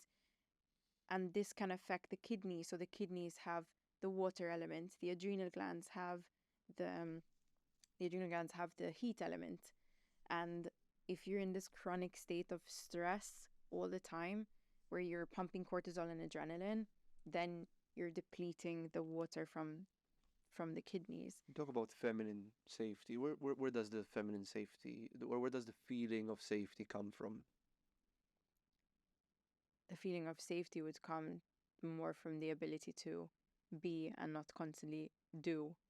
But society perpetuates the chronic doing, like the need to fulfill so many duties, even in terms of the workspace, and then doing things at home, and then managing life, and then trying to take care of the way that they eat, and also around family dynamics, partners. So we see different partnerships as well, where there isn't that sense of safety around men, for example, and that is creating this chronic defensiveness in women, and this like rigidity and blocking. And I mean, let's explore that, shall we? We can. That's very interesting. It is a sensitive topic because I'm sure that it's debatable, but it's something I see so strongly, and I see it often, and I'm very passionate about the feminine and the masculine. Like you are, I gather that from what you were mentioning it, and I think that for those listening, I think when you say feminine and masculine, it's not necessarily men and women. I think it's about talking about the energies, right? Yes. We all have feminine temperament. energy. Exactly. Yeah. We all have like feminine and masculine energy, but it's just obviously to what ratio that is, right? And whatever you choose to embody more of, that feels good within you. Because at the end of the day, you see the imbalance when people become unhappy and drained, and even they start to physically not feel good. To identify with, I guess, as well. Exactly, right. For sure. Like what we feel more empowered in, right? Like, and the feminine, understanding the masculine and feminine polarity is so important because it allows one to show up, to be that yin and yang, and to show up in the ways that we actually crave on a biological level, but also on an emotional level, you know, like even in the sense of building that element of trust within a partner and a partnership dynamic. And nowadays it's like, I mean, the dating culture and all of this kind of stuff is just really interesting because it's very superficial, and before people dive into the depths of their partner, they haven't even dove into the depths of themselves, you know. I agree. I think the modern the current state of from what I watch online, and I do watch and I listen to a lot of content that's interesting about this stuff. But we got to the point where you've got the feminine side of or the women saying the defensiveness and the rigidity that you were mentioning earlier, and then you've got the men of the masculine side, rather, I wouldn't say, but it's mostly men, right? Which is this resonating tone of be the alpha male, don't give a shit about what women think of you, don't treat anyone with respect, just be your own man, be the sigma male or whatever. Right? So you got that side, which is bad. I think personally, I think that's just a wrong way of putting things, because you're not going to find a partner in life that's going to stick around with that attitude for sure. But then you've got the other side as well, which is again mostly women, but again it's the feminine side of the rigidity, the defensiveness of like every well, there was the kill all men movement, or all men are bad and all that, which is also bad. There's another extreme. Such extremists, and it's actually not honoring the fact that both are so beautiful and both honor each other in such a beautiful way. And both need each other. Yes. Both energies require each other to. And I'm talking about energies because there are people that maybe don't identify as a man or a woman specifically, but they're just ebbing and flowing within the energies and that you're talking about. But the importance of, I think, that just having that connection, whoever it is and whatever, it's like there's not us against them. That's just, the society is so split, or young society is so split, because I think they're yet to understand the importance of having companionship and having somebody to rely on and just having a partner in general. So I mean, important. Society does instigate so much of this, both of these extremes, just because of the fact that everyone wants a voice, right? And they want to feel like they can do it all and that they can achieve it all. And even I honor the fact that women have achieved so much and what we stand for, but there's still a sense where the body is actually even showing, like, you see imbalances in the body of where women are pushing themselves to an extreme that they don't need to. And it's also emasculating the men, right? And then men are feeling emasculated, which is then creating further toxicity. Creates a pushback. It creates a pushback. Let me show you how much of a man I am, right? And then in a negative light, right? Most of the time. And I just feel like we're not honoring the differences. And it's okay that we have differences. It's not I'm better than you and I have leverage over you. It's I hold you up here while you can hold me up here. I've always thought we're equal, but we're not the same, as in terms of the the gender debate. We are definitely equal. Like, I've got a daughter, and I want her to be the best she can be. She can do anything she wants, right? But she's, we're not. The energies aren't the same. You can never say that men can do everything women can do, or women can do everything men can do, because it's not the case. And men bring more of the tangible. They have that energy of the tangible, whereas women have more of the essence and the intuition and the insight and nurturing, and they're both really beautiful. They both have their own beauty, and we can lean. Sometimes life makes you lean towards one energy more than another, and if let's say you're starting up a business and you need to be more of a planner and a structure, and you have to have more of these goals and this drive, you might need to push more into the masculine. But then it's about how long do you choose to stay there, and how is it affecting your significant other as well. That's it. Right? Like making sure that it's not taking away from their balance and their energy that makes them feel fulfilled and righteous in their own way, because a masculine energy wants to provide and wants to protect, and that fuels them to want to go and achieve more and do more and feel fulfilled, because a man needs to have a purpose. And unfortunately, when they're not striving for their purpose, they are feeling there's a lack, and that's where toxic behaviors come in to fill that void of like sleeping around or drugs and alcohol and all of these things. We'll get to that. About purpose, I heard it. I heard this on a it was like a short or something. How they used to break people in the concentration camps. How they used to break the men, and they used to give them a task at the start of the day where they had to move an inhumane amount of sandbags from one side of the camp to the other. And you saw all of the men get up. Yes, all right, we've got something to do, and they did it with energy and with passion.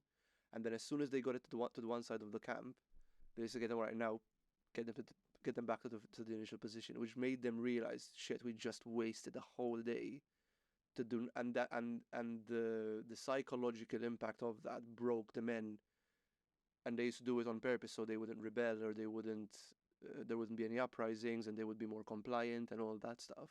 But you talk about the sense of purpose and how important it is for the masculine energy, and I definitely agree. I think purpose is definitely a drive, because then, talking personally, there were periods in my life where I did not have a purpose, and those were the most. And as I was still working hard, I was still going to doing my job, I was doing other stuff, hobbies which I was enjoying and successful, but I had somewhat lost that sense of purpose.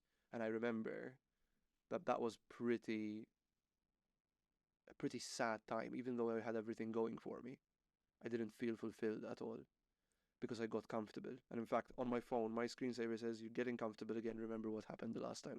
That. So what gave you your purpose? Like, what is your purpose? I stopped. I quit competitive gaming. I got out of that very recently. This was 5-6 months ago. Quit competitive gaming. Decided I was going to finally start this podcast, and started looking for another job. So it was more putting that energy outwards. Putting that energy outwards rather than inwards, basically. Like, and that's what we need as humans, again, going back to that root chakra, to make us feel grounded and rooted in our essence. Otherwise, we're just floating. Yeah. And I found I was serving myself rather than serving yeah, my partner, my daughter, my family, my community, my team. And that eats away at a man. Oh, yeah. And that's why I feel like there's a beautiful book, and I always recommend this. My mentor had recommended this to me to understand the masculine and feminine polarity, which is by David Data. He has Dear Lover and he has The Way to a Superior Man. So, and like I've read them both. I've actually like done them on audiobook, yeah. But it's like to understand how to make a man feel supported and what he would need, and also the same for a woman, right? For the feminine. And I just think it's so important to understand and then to make one another feel seen, heard, and understood. And the partnerships that come into our lives are there as a mirror to show us where the work on those 5 core soul wounds need to be done. Yeah. And anything you attract is a mirror showing you. So when you get reactive, right, every time that's happening, like when you react, that's a mirror showing you where the work needs to be done. And it's just a matter for you to listen to it. And I was saying this about labels and when we develop illnesses, right? That's your body screaming. It's been trying to show you for a few times before that. It's just a symptom of a much bigger. And it's why it's important to work on where you're giving your power away, like becoming aware, like, oh shit, where did I just give my power away there? Like I learned to ask that question, and ask yourself, like, is this worth me giving my power away? Yeah. Because the moment you become aware is the moment you actually can redirect your energy. And that's the most important thing. That's where the change happens. It doesn't have to be a grand change. It happens in the subtleties of our daily lives, right? So I'm a big believer in like all the little things that make up the big things. So yeah, I just think that that's the most important thing to look at, because people are obsessed with big shifts. Like they think that to make a change and to improve, it has to be like, I need to go and run a marathon. I need to like have a gym membership for 6 months. They create massive goals that they can't even attain to, right? And then you fail, and then you feel. And then you fail, and then you break the trust with yourself. So just start with the smallest, smart, like literally specific, measurable, attainable. Oh yeah, I think I've heard that before.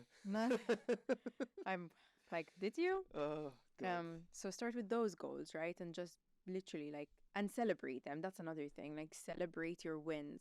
Like don't just be like on to the next. Like you have to stop and celebrate. Like it's really important. And Andrew Huberman talks a lot about this. I love Andrew Huberman. Don't we all? What a legend of a guy. Yes. Yeah. And he talks a lot about celebrating wins because it's super important for you to register and then be able to move on to the next task. I mean, he has amazing resources. So like the guy is so his story, his origin story is formidable. It's insane. And the fact he backs everything up with science is also very interesting. I mean, his just the way he articulates words, and I also love his humor. Like he's just, he's. And he recently got into jiu-jitsu as well, actually. No way. Yeah, he started. I think Rogan got him into it or something. That's cool. Like that. So that's really cool. I go to Avant-Garde. Avant-Garde as well. The brothers. Sponsor me. That's where I want to go, like with my partner actually. Like want to, because I've always wanted to start jiu-jitsu. For someone like me who's always been a bit of a bitch in terms of fighting and all that, I've never been in a fight in my life. I always shied away from, which is great. Like it's not, I'm not regretting it. Getting into a sport, because I did a very, very, very surface level boxing, but boxing is very rarely do you spar at the start. Like you do most bag work and a lot of technique and a lot of training to strengthen your legs and your because it's all legs, right? It's not in the hands. Hips, yeah. It's all the hip and jiu-jitsu is all in the hips, but boxing is more I found it's more in the leg work, leg power, because all the power comes from the leg, and your hands are just a delivery system. But with jiu-jitsu, you just have to use your whole body, and the hip is mostly a lot of pelvic movement is required to shift your body weight. But having another human being on top of you, there's sweat dripping in your mouth. Thank you. I'm not the only one that thinks like this. Trying to choke you out, and you learn techniques to stop them from doing it. Yeah, but it's fascinating. It is. I thought this person has been trying to get me to do jiu-jitsu for years, and I've been saying no, I'm not doing it. Like I'm not this. He said you're designed for it. Like you're a gamer. Gamers love this stuff because it's a problem-solving sport. It's a chess. It's chess. Very true. And I got into it, and I loved it. I've been devastated the last month because I've not been able to go. But as you said, it's just that freedom, knowing that what another person's body weight feels like and what it takes to subdue somebody, and it gives you a self of balance inside and control to never get into a fight because it is so easy to get hurt. But it's beautiful that you transmuted that energy of competitive gaming and you put this into a more because it's problem solving. It's like, what do I do next, or how am I going to trick this person by doing fake movements or getting. But it will serve you. It will definitely serve you in your life. The cardio is insane. The endurance you generate. It's not as much as boxing. I think boxing had way more cardio requirement, but there is still an element of endurance. The mental aspect, the community of the gym, and just the body strength it gives you. It's the mobility and the strength you gain from very. I only did it for I think 3 months, and my mobility was day and night. My back pain completely disappeared after years of back pain. My shoulder pain disappeared. So I would recommend that you should totally go into the beginner course. It's only a month. Like go to the beginner course. It's twice a week for a month, and it's awesome. I've heard. It is awesome. I cannot recommend it more. Like it was such a great experience. The guys take care of you so much in there, and I don't care. Like go to Avant-Garde Gym in San Juan. It's awesome. I'm doing a shameless drop there, but it's awesome. The real work you have to do is in the privacy of your own heart. What does that mean? What does that mean? Oh, I love that you picked that. Where did it come from? The working on those 5 core soul wounds. It's literally Ram Dass is one of the most amazing spiritual teachers who literally shifted his life then once he actually got sick. But I do really feel that when you change your internal world, your external world will change.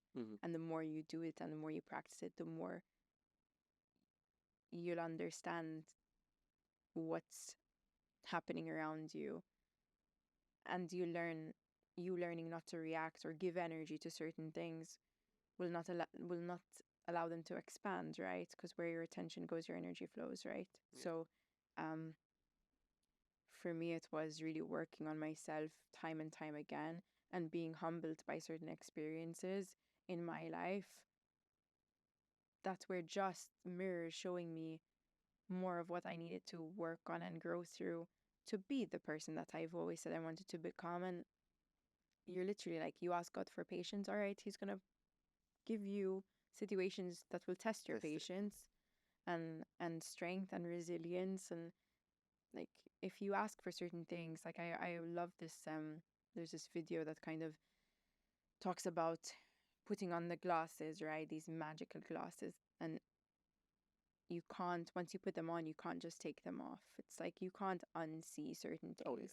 And it's a beautiful thing because you can guide others, and I can only guide people the way I do because I know pain and I know suffering and I know the struggles and I know I can empathize and I've gone through certain things, so I've transcended from them, and that's how I can also not judge and have compassion. And that's why the more you do the work here in the comfort of your own heart, rather than watching other people and just being so distracted by what's going on out there, it's all white noise.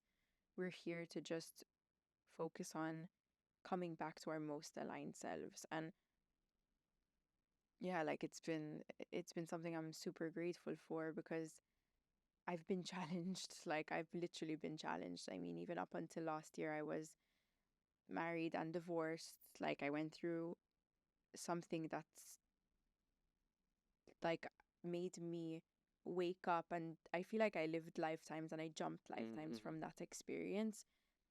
And it was this wake up call of, I will never let something like that or anything else take my power away or make me bitter. I'll choose to be better, not bitter. I'll choose to open my heart even more not contract it, right? We're here so that these experiences expand us, not contract us. The contraction might happen for some time, which is relevant, like really important, because that's where, again, in the darkness, you can create a moment of depth and awareness and stillness, and it's through that you can find the polar opposite of what you want, and just find the light and find other things that really resonate with you. And it can only be done through the times that I believe life pushes you to your knees, because it's asking you to be still, and it's asking you to stop and to slow down. And people are so obsessed, or I would say just they avoid stillness. Yeah, even the moments of silence, or the moments where things are not happening, the delays, the downpours. I was guilty of that as well. Oh my God, we all were. Like, even in sometimes when things aren't happening in the way that you want them to, and there are moments where like you don't get, it could be you're self-employed and you don't get a lot of work, or you're looking for answers and just like nothing is coming to you, or you were trying to travel and you thought you were going to build your life abroad, and then like just everything changes. And it's all like, I call them the detours, like obstacles are detours in the right direction. And that's a quote by Gabby Bernstein that had changed my life. And amazing people. Obstacles are detours in the right direction. I like how we're similar in terms of like chasing knowledge, but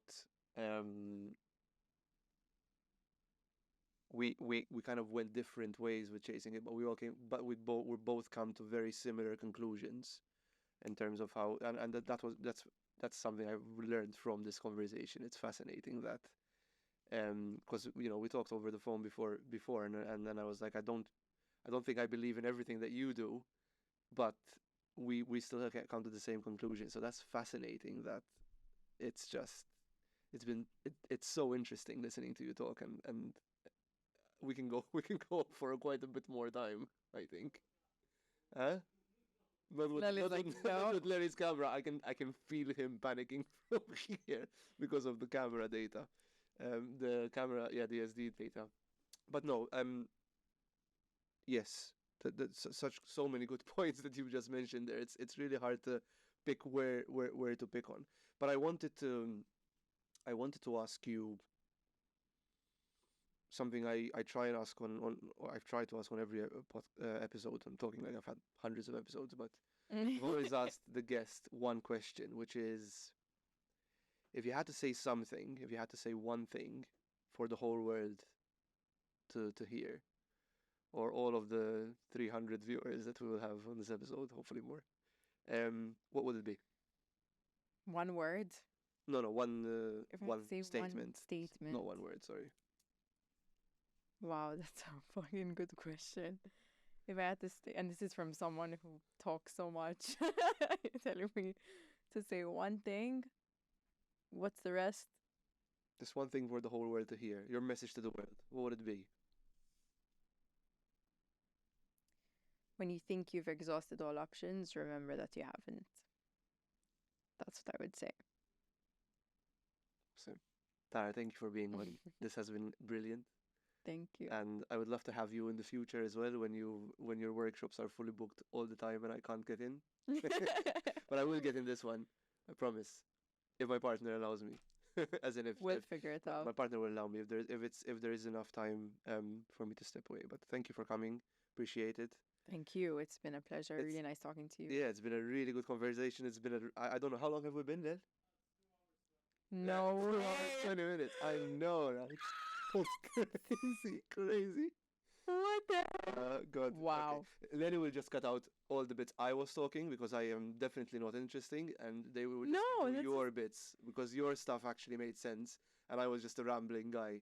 No, like I don't think you give yourself enough like.